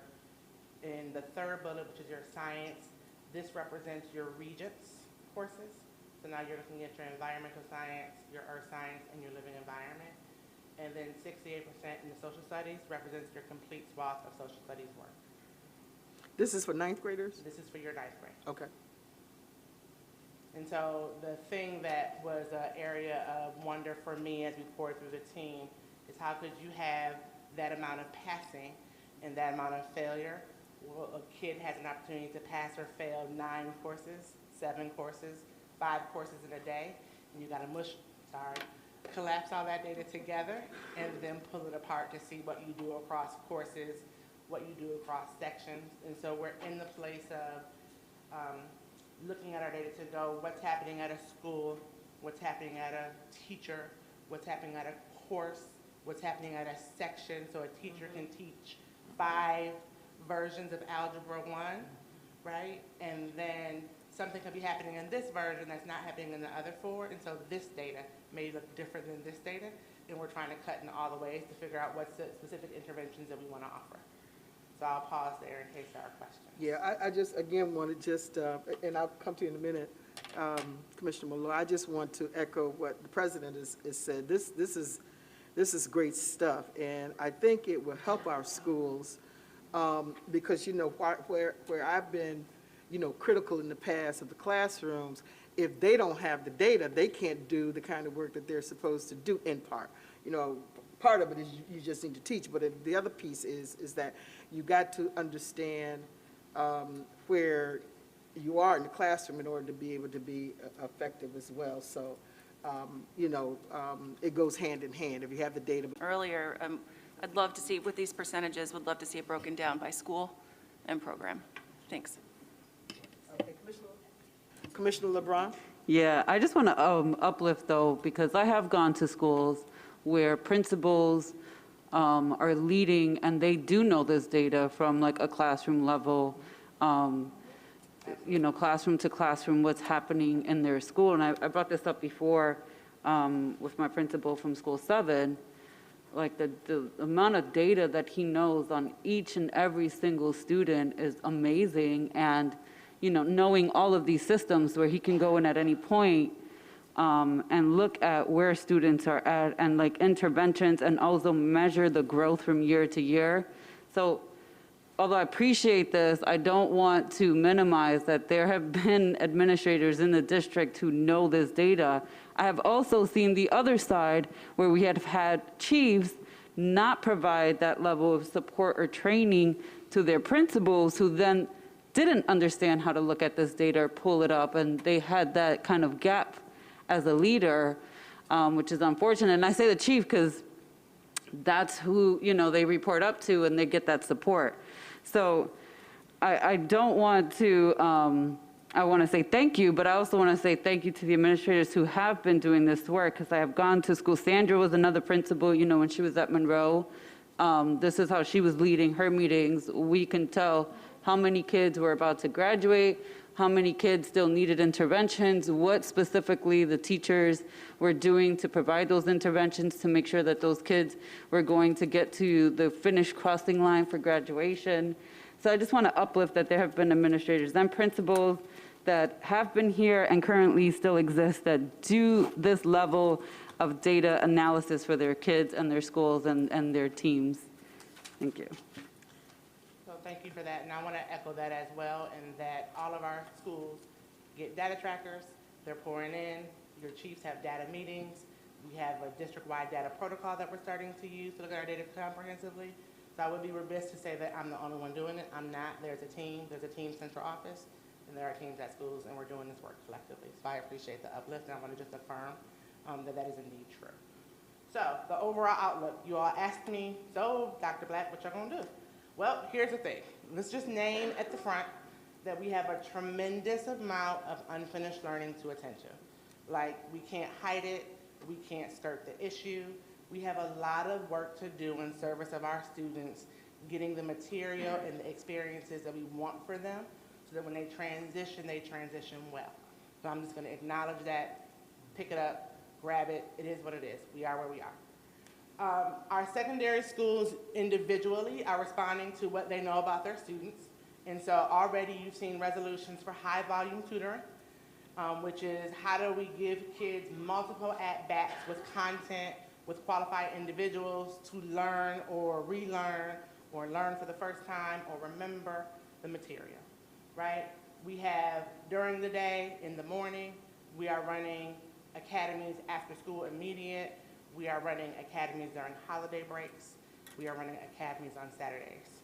There are online options available as well, so we have online credit recovery, and students have access to a couple of different platforms where if they're not feeling what we're doing in person, right, during the day, they can log in and do their own kind of learning. You got a Khan Academy and some of the other resources that are either online or coming online for us, for our secondary students to kind of wrap their entire being around learning.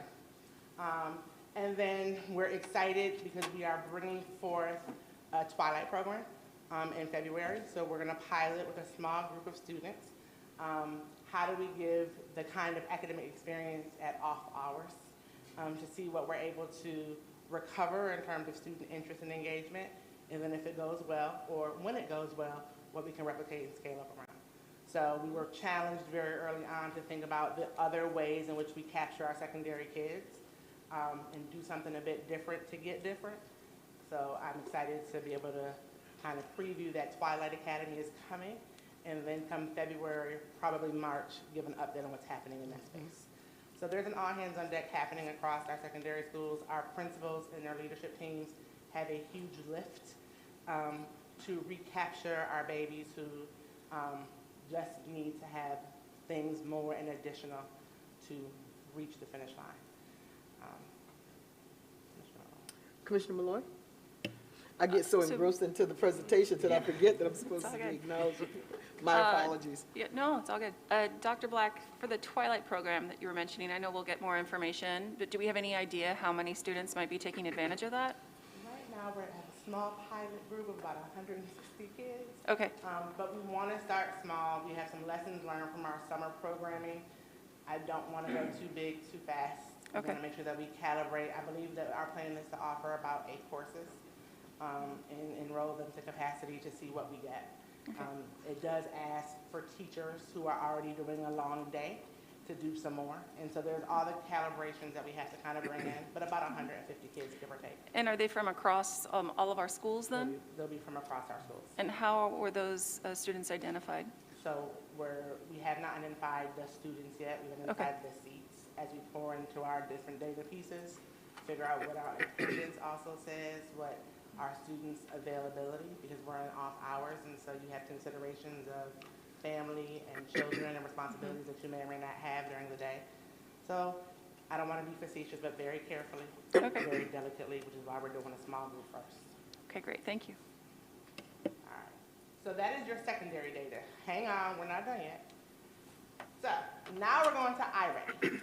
All right, so iReady is your K-8 computer-based You saw the completion data before. This is right now our completion metric overall. Our window is still open, so it's not at 80 yet, but we'll get there. Even if the 11% in progress make it to finish, that puts me at 86%, so I feel good about that. But right now, we're at 75% completion, 11% in progress, and 15% of our students have yet to start taking the assessment. So Dr. Black, just say again, repeat what Sorry. is iReady, please. All right, so iReady is our K-8 screener, diagnostic, and intervention. So it's going to tell us what our kids know and are able to do right now against grade level standards. Thank you. All right.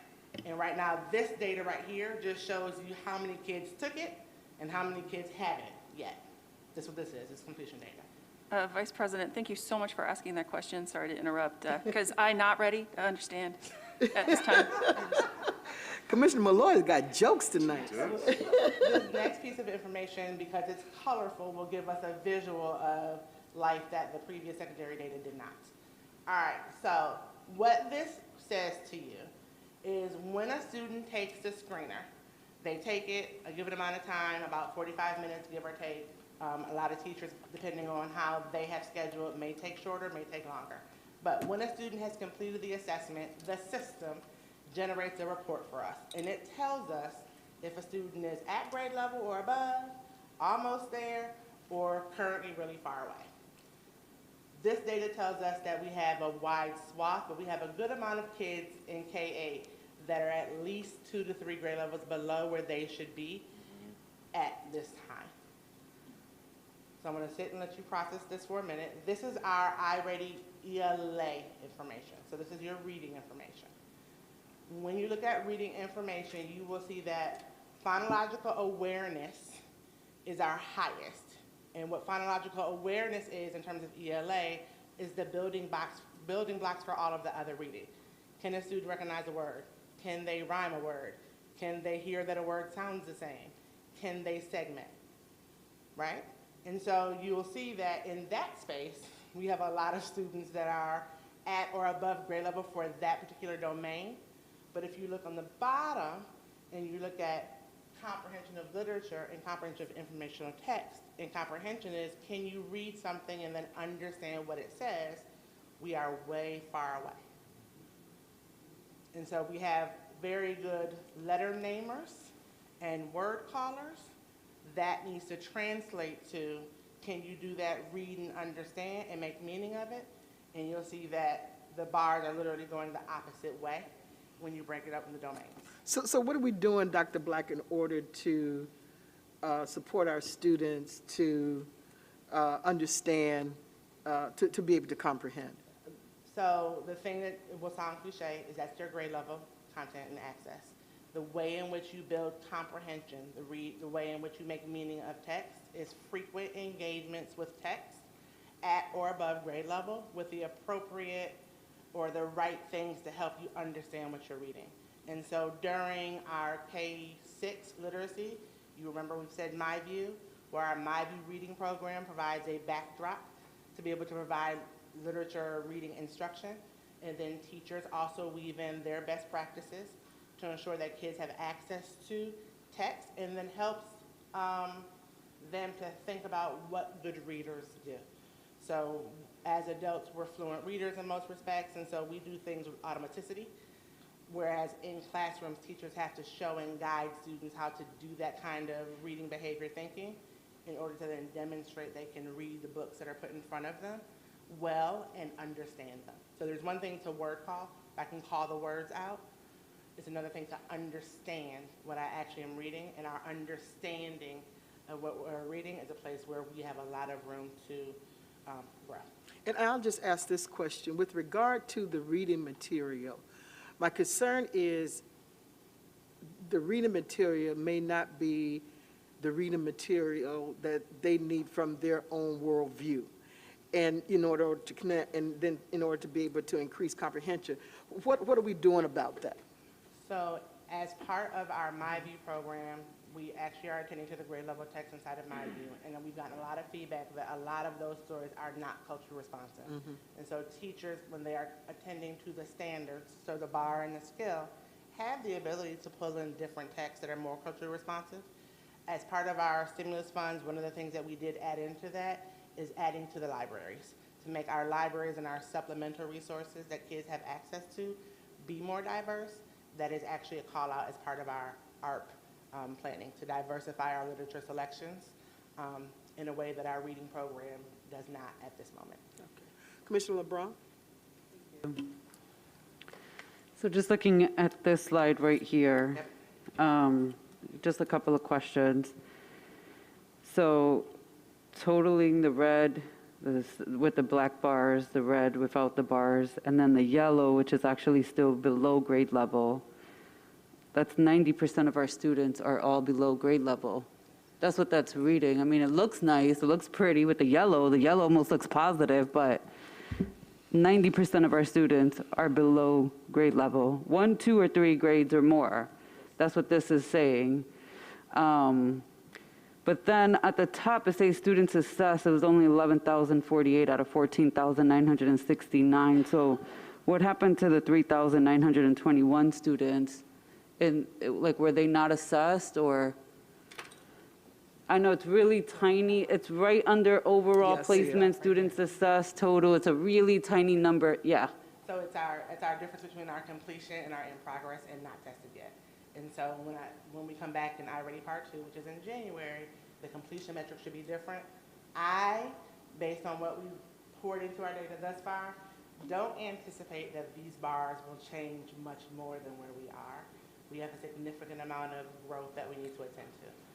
What is also kind of really important to name here, and I appreciate you calling out the 90% of our kids are not on grade level, is if we don't attend to giving kids access to grade level content and grade level text, they'll never be on grade level. Because in our previous kind of teaching and learning, you meet kids where they are.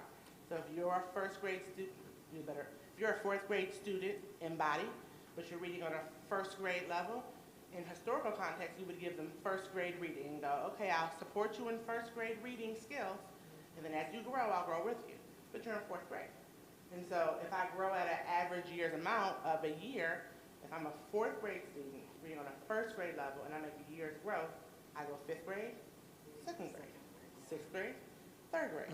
I never close the gap, right? And I never have access to what I'm supposed to have access to at my grade level. What we're asking in this environment around the acceleration model is to say, you're in fourth grade. Even if you're reading 3 grade levels behind by yourself, you still need to see the grade level 4 information in text. And my job as a teacher is to figure out, what do you really have to know to access fourth grade, and what skills are you missing over here that if I help you with these skills, you can quickly close this and still get this. And that's the shift that we're making when we say grade level content, because we have so many of our students that if we do the old way, you're in 4 and I give you 1, and right now 90% are in that place, then I never give kids access to the thing they need right now. And that's the challenge, that if we don't do acceleration and grade level really, really robustly, deliberately, almost all the time, we'll never make up that gap that we have right now. I do have some follow-up questions on that, though, because in my mind, my mind is going 100 miles a minute, because first thing I'm thinking about is like, well, isn't that why we, not only at the grade level that they're in, then also meet them where they're at. So if they're in 4th grade and they're reading at kindergarten, and I've seen this, unfortunately, kindergarten, 1st grade, 2nd grade, there's 20 kids, I'm one person, I have to do a curriculum, I have to teach, and then I also have to, and also our teachers are not technically trained to be reading teachers, like to teach reading, because that's part of the research now that more and more people are advocating around, is that reading is an actual skill that educators have to have and have to actually teach, and not all educators have that skill, especially if we have kids who are borderline with special needs but not technically diagnosed, or are dyslexic, or have some issues that are technically not on any type of,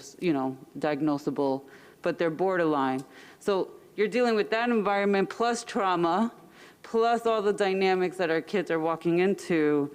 What do you say to that, and how does an educator manage that under your, I guess, vision? How would an educator manage that? So I want to acknowledge the challenge. And I think that, one of the things that is really important is to have a strong sense of what the students inside of your classroom know and are able to do, right? And then have a strong sense of what the bar is that they're attending to. And so if I think about, and I only think about kind of instructional examples, if you think about the book Charlotte's Web. Charlotte's Web is a second grade text complex that you would read in second grade with support. So I'm not going to give Charlotte's Web to a second grade student and say, go, hey, over here, go read it. I'm going to read that with you with support. If I have a student in the second grade room who's on a kindergarten level, so they need their phonics, you need letter sounds, you need letter awareness, I, as a teacher, have to figure out how to give you access to Charlotte's Web while also attending to the fact that you need to understand your letter sounds and your letter recognition. And so different than saying, okay, the main character is Wilbur, right? Wilbur has 5 letters. So a student over here needs to understand letters. I can teach you letters with Wilbur. You can hear the story of Wilbur and build your comprehension skills. And I'm not missing the point of access to the grade level content while also attending to your skills. It is not easy. And so that is, I hear very clearly, that is not easy to do, to connect this and this, but that's the amount of work that we owe to our students to try and do and find the supports and collaborate amongst each other and look at our data. It's not easy, but there is I think a fundamental belief that will get us there further and faster, which is the belief that A, the kids in front of you deserve to have access to high quality instruction every day, and B, they deserve to see grade level every day. And that is going to be that's going to be the demonstrable factor that makes a difference about what our kids are able to read, is if they have access to grade level. And teachers will lift up and say, you haven't built us like that. We were built for a long time to respond to what they know at this level. Putting grade level in front of kids who are not yet at grade level is a paradigm shift, and it is hard, but that is where we need to be. I'm not disagreeing with that, Dr. Black. I think there is like an expectation that we should be studying that our kids can, but then the reality is that they need more than just hope. And I just want to understand what that actually looks like in classrooms for actual educators who, again, are juggling 20 kids who are all in different places. And yeah, we want them to have access to grade level, but again, that reality is that, you know, part of when we did have reading teachers were that those reading teachers would pull out those kids and do some of that one-on-one work with them in smaller groups and identify those kids from different classrooms and bring that into another classroom to do that group work with them.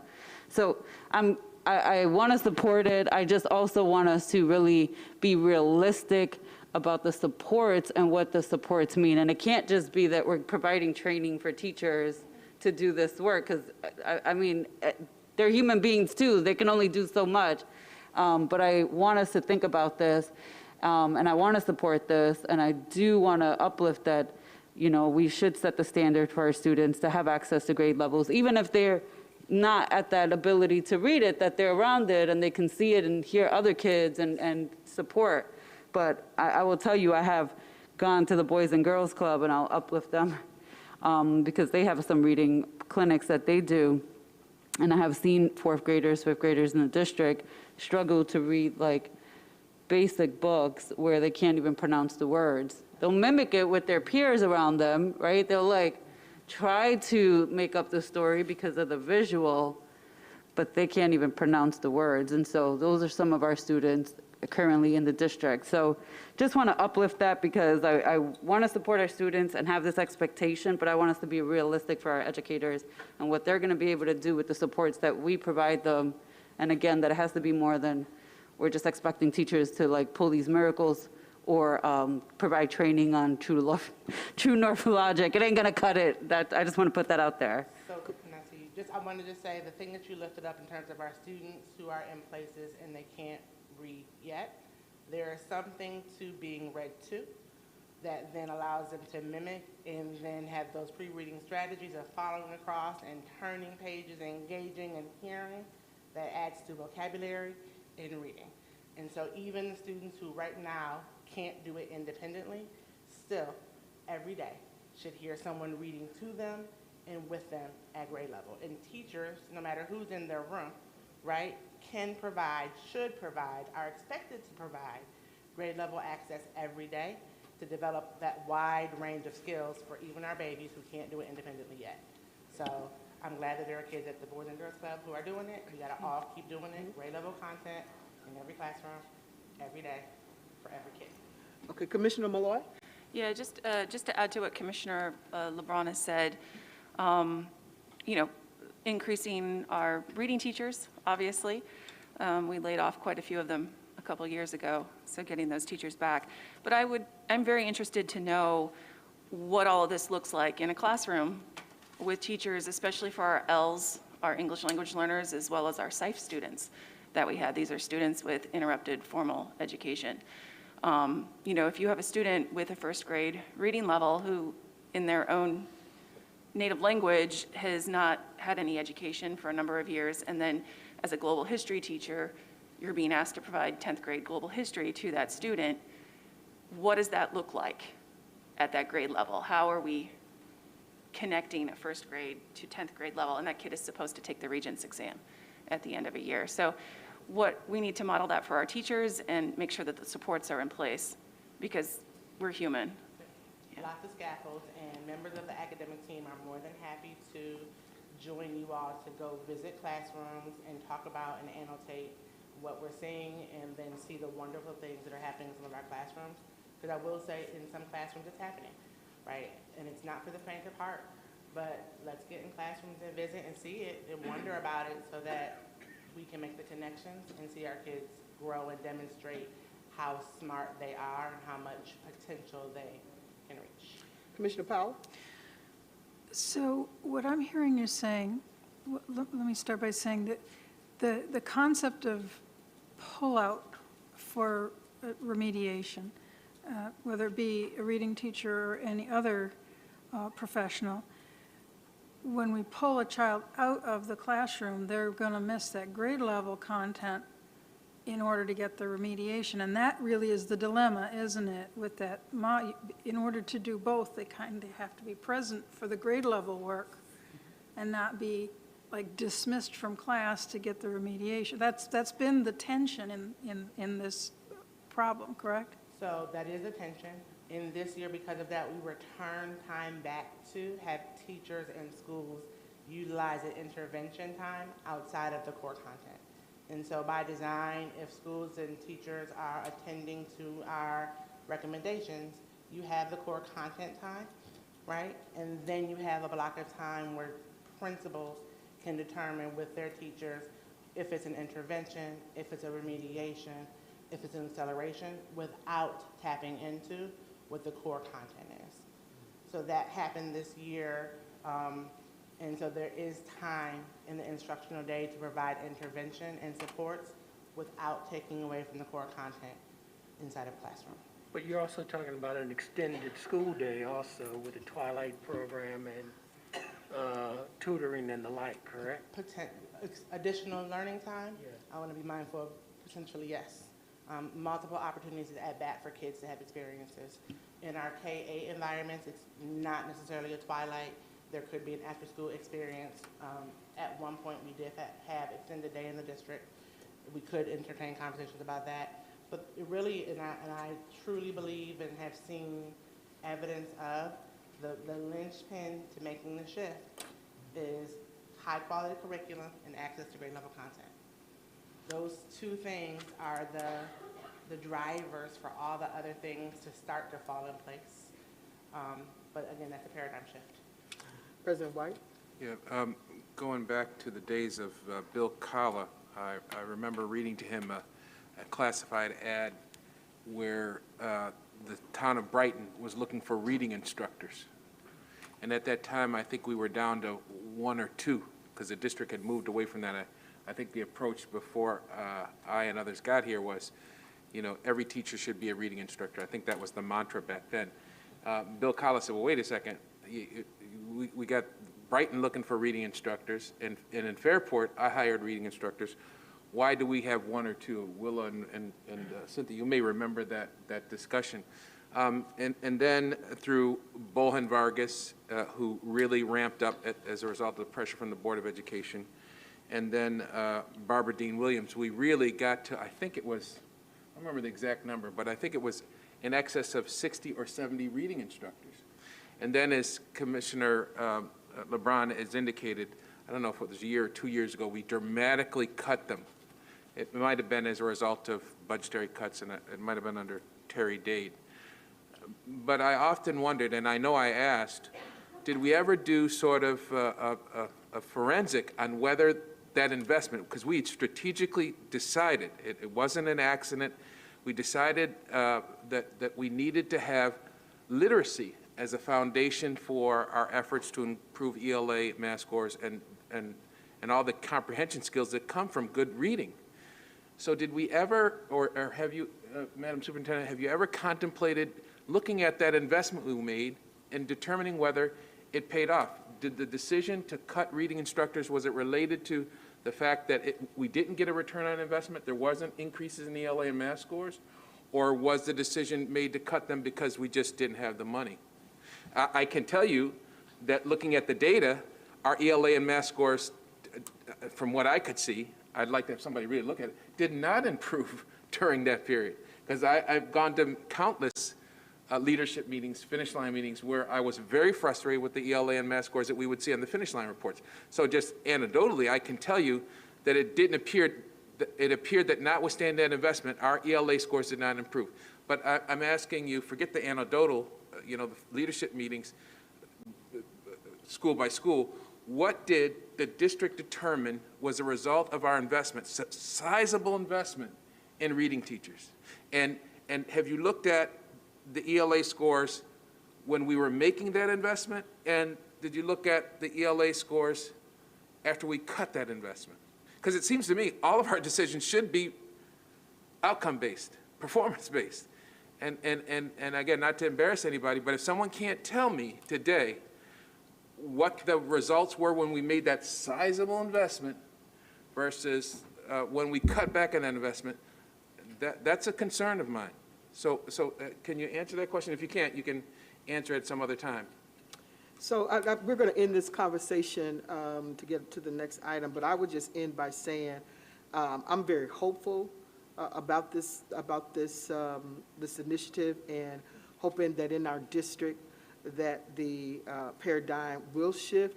And for those of you who are my age and remember Marva Collins out of Chicago, who took students from the Chicago schools who were very behind, reading that first, second, third grade level, and end up having them to read Shakespeare. And they were able to comprehend it. I think there was a 60 Minutes piece done on Marva Collins, so if you want to take a look at that 60 Minutes piece. But it's possible to do, and I'm looking for, and I think it helps our students that they are striving to be on grade level and not having to, if they're in the fourth grade, having to read on the first grade level. It's a disincentive for our students where they don't want to learn because they're so far back, become frustrated. So I'm very excited, and I'm hoping that our teachers and principals will get on board with this initiative, because I think it's going to really work in our students' favor, and I think it's going to increase our overall district performance. So I'm excited about it. It is hard work. It is difficult work. I say that from this dais all the time. If you're going to work in an urban environment, it's not easy work. But I've seen some and talked to some teachers who are really interested in doing this work, and so I'm just hopeful about it. So, Madam Vice President, I want to get some clarity on the question that I asked. Are they going to answer it later or today? It doesn't make any difference to me. I do not have that information. Okay. That data may not even be around. With all due respect, President White, we didn't make the decision, so to know what the specific criteria, I would have to ask the former administration what went into making those decisions. No. That wasn't the question. The question wasn't what went into the decision. The question was, we made the investment, did we, and I said a few minutes ago, if you don't have the answer now, that's fine. But you have possession of the data that would suggest how our students were performing on ELA scores When we made that sizable investment, there were at least 70 employees here that were dedicated to reading. So my question is, and it's not a question for, I just gave you a little history, it's not a question for Bill Kala, Bohan Vargas, or Barbara Dean Williams. It's a question of the data. Does the data show that when we made that investment, we had all those reading instructors here, whether there were increases in ELA scores? And then when we cut the investment, as Commissioner LeBron pointed out, but anybody would point out, we made a dramatic turn and we said, we're not going to hire reading instructors for whatever reason. What was the result of that disinvestment? So it's not a question of what is Bill Kyle going to say, it's a question. And if you haven't looked at it, that's fair. I think you have to triangulate it because reading teachers don't solely contribute to earning a 1, 2, 3, you know, how you perform on, we'd have to triangulate the data. So we'd have to look at several data sources to see what that was. But I think just solely looking at 3 through 8 performance or 3 through 8 performance, I think is not the way to go. So we can look at where we were performance as far as assessments, and we'd have to go back and look. You may, in fact, have to triangulate. My point is, though, this was a multi-million-dollar investment over the course of many years. If you were to say to people, and I know you're not saying this, but if you were to say to people, we made a $10 million investment, and then we decided not to make that investment anymore, people will want to know, why did you make that decision, and what effect, and there may be multiple causes, but any investment that this district makes and then withdraws from that investment, particularly because it impacts the future of our children, we ought to know whether there's a causal connection between performance outcomes and the investment. Again, this had to be a multi-million-dollar investment over the course of many years, and we just stopped hiring reading instructors, and we cut them.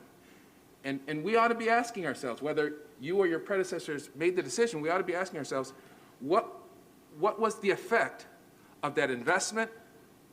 There might have been multiple causes of those performances, and what was the effect of the disinvestment? Sure. And the question also is the data available? That data may not even be available.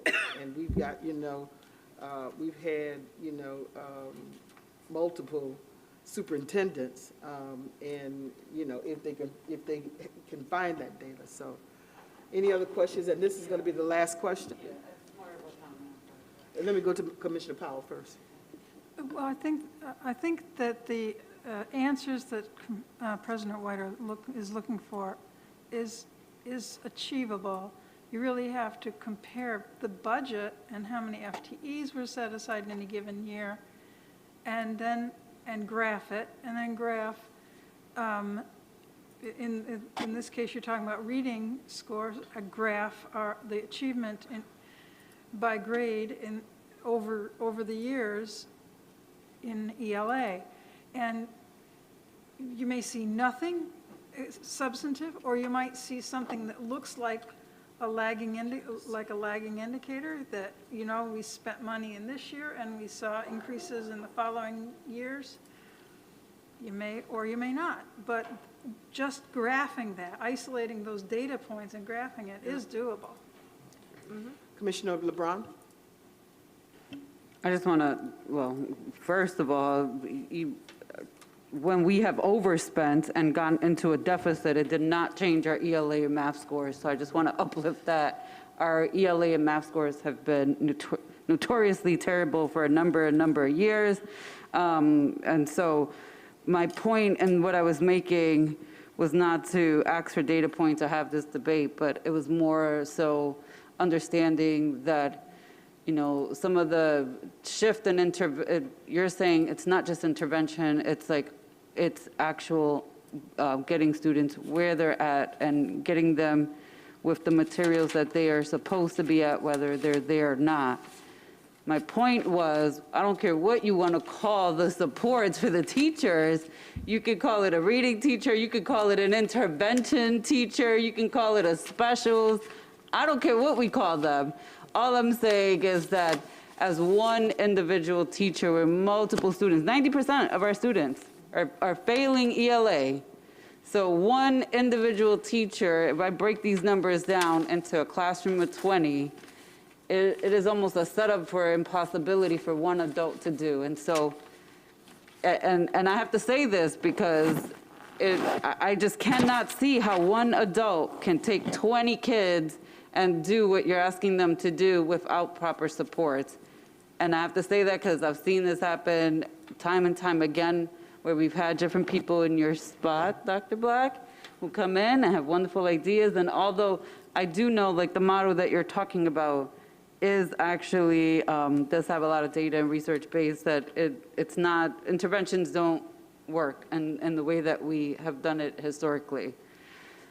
So I just want to uplift that. I don't care what we call these additional supports. I don't care what we call them, whether they're reading teachers, intervention specialists, TAs, paras, supports, however we want to call the supports, where the students are getting it in the core classrooms and then going into interventions. All I'm saying is that individual educators, when our kids are coming back from a pandemic, when our kids are coming back from an increase in violence in our communities like we have never seen in Rochester, or at least for the last 2 decades, you know, the historical violence that we're seeing, where our kids are being impacted by even the trauma of conversations around school closures for their schools. And on top of that, not being physically in school in over a year. I mean, there's a lot of factors that play here. This is not just a normal school year. We're still in the middle of a pandemic and an increase at that with COVID. So all of these conversations, all I'm saying is I would like to understand what the actual supports will be for the educators as we move forward, because the support for the educators is just as equally important to the outcomes as the supports for the students. That's all. Thank you. Let me just say, I got faith that we're going to pull it off. So I'll go to the next agenda item, which is the resolution for considering the financial and academic plans, Resolution 312. Can I get a motion for that? So moved. Second. Second. Any questions on Resolution 312? Hearing none. All in favor? Aye. Any opposed? Commissioner Adams, did we get your vote?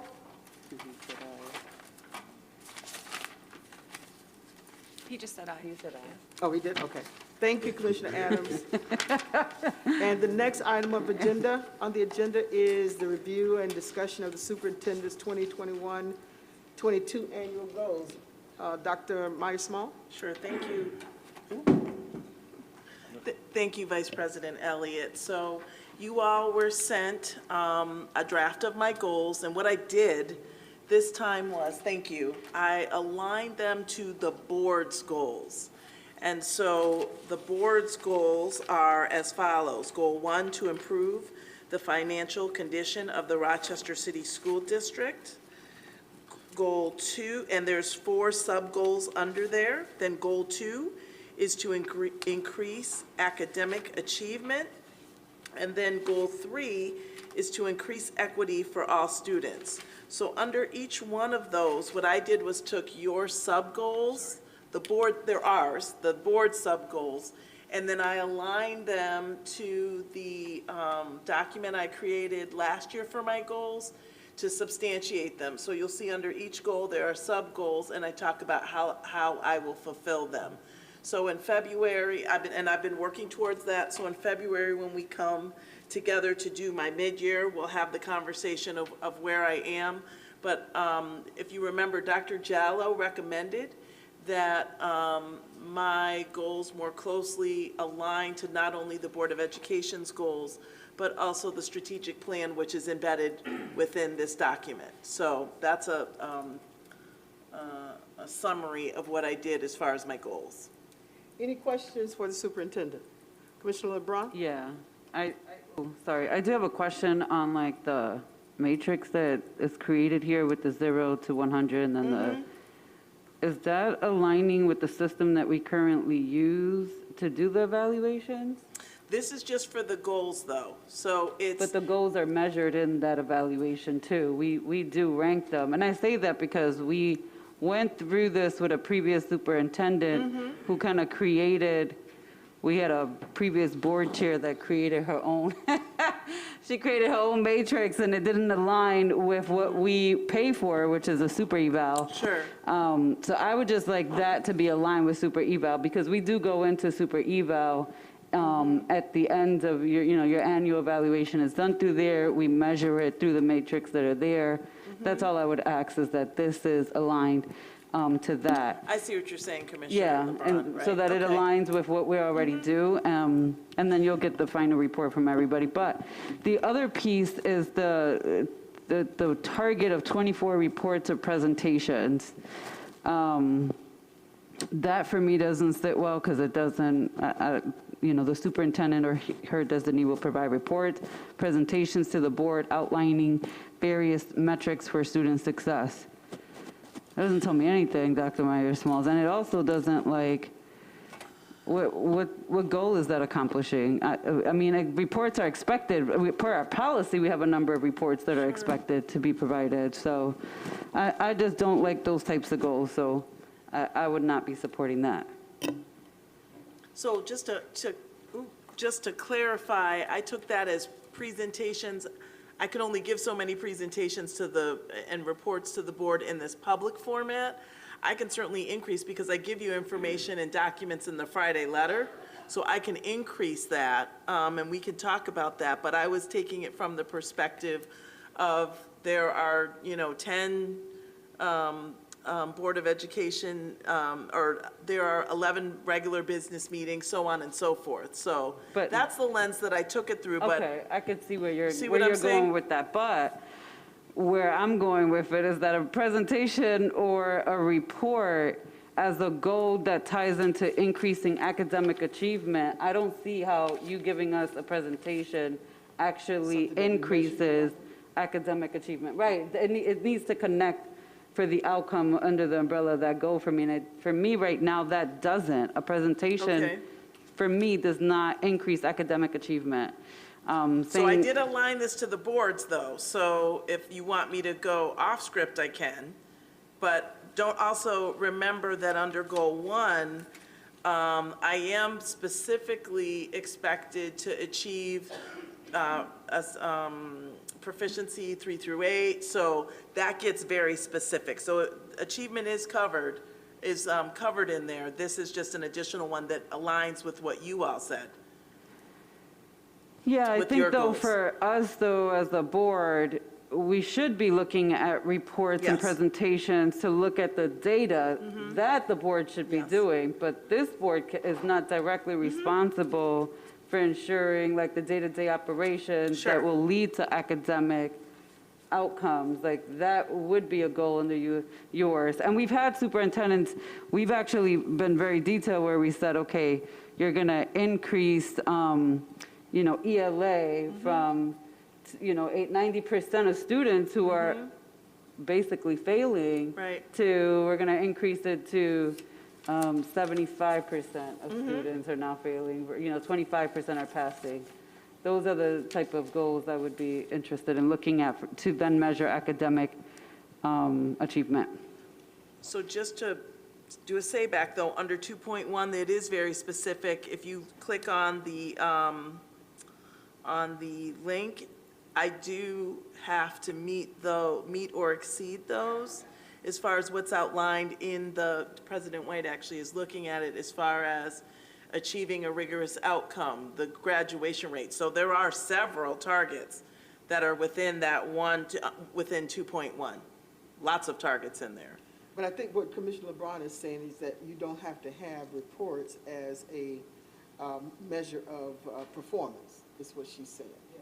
So just, if that is. So then we can strike it because it's predominantly saying. included in 2.1. I'm fine with that. Yeah, Commissioner Powell?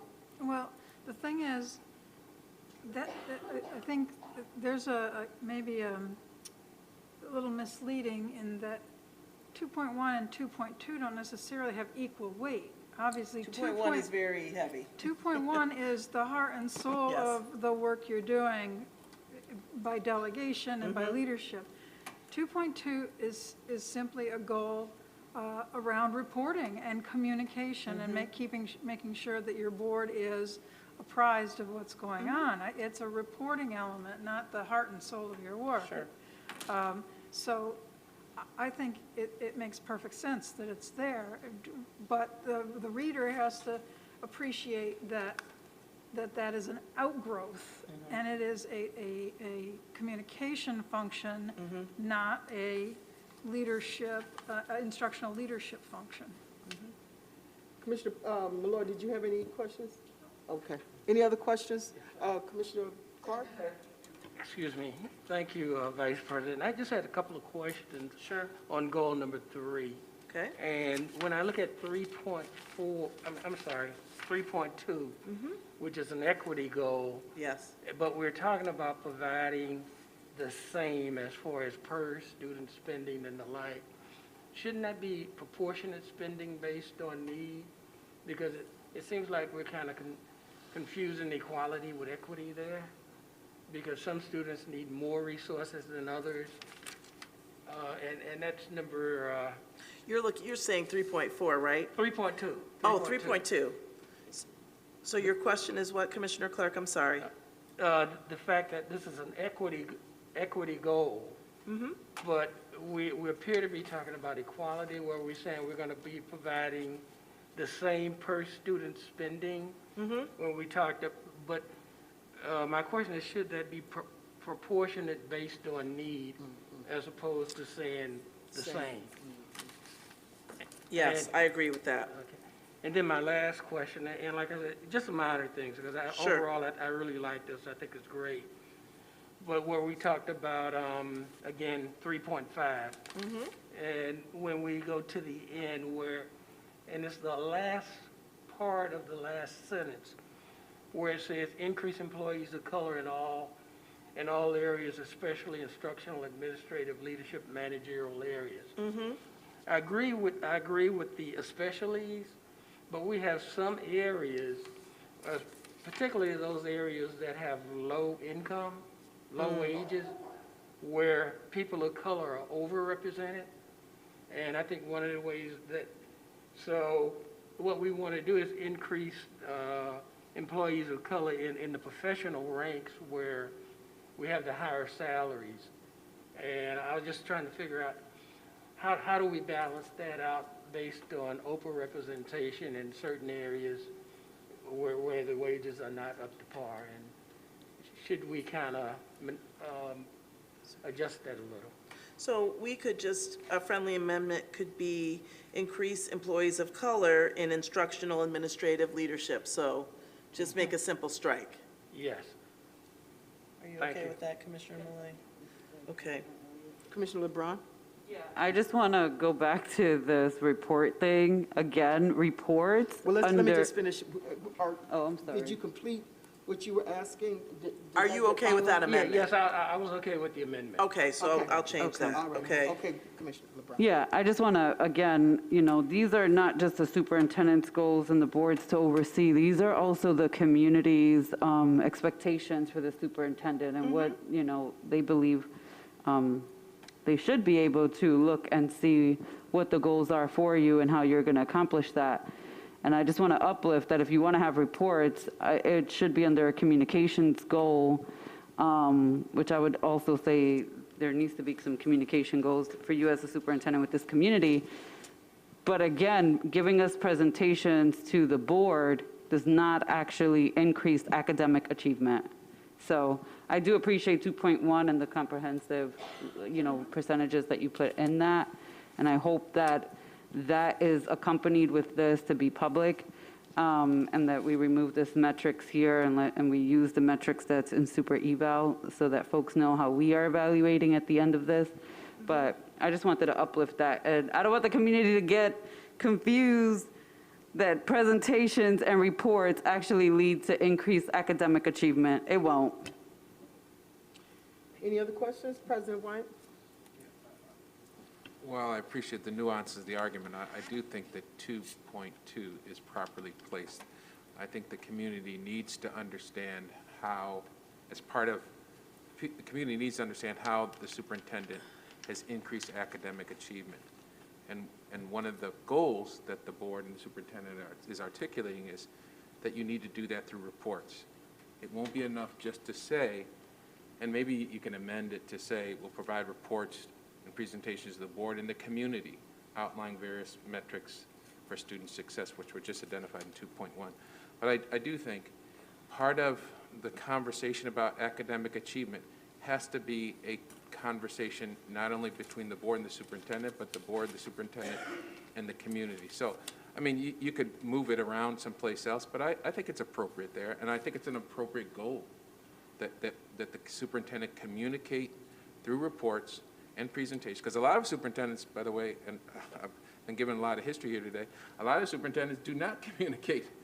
First of all, they don't have metrics, and then secondly, they often don't communicate through reports or otherwise. We've had that happen in the past. So I think this is appropriately placed. Could it be someplace else? Perhaps, but I think it has a good place there. And it's right underneath that link that has been identified that has all that detailed, specific performance objectives for the superintendent. All right. I believe the final item on the agenda is our meeting is concluded, and we're going to be doing the commissioner survey. And the next meeting for ESA is scheduled for January 11th, 2022. If you can believe it, we're going into 2022. Wow. It's amazing. Wow. And so, yeah, we motion to adjourn, but we need to do the survey. Can I get a motion to adjourn? So moved. Second, all in favor? Aye. Aye.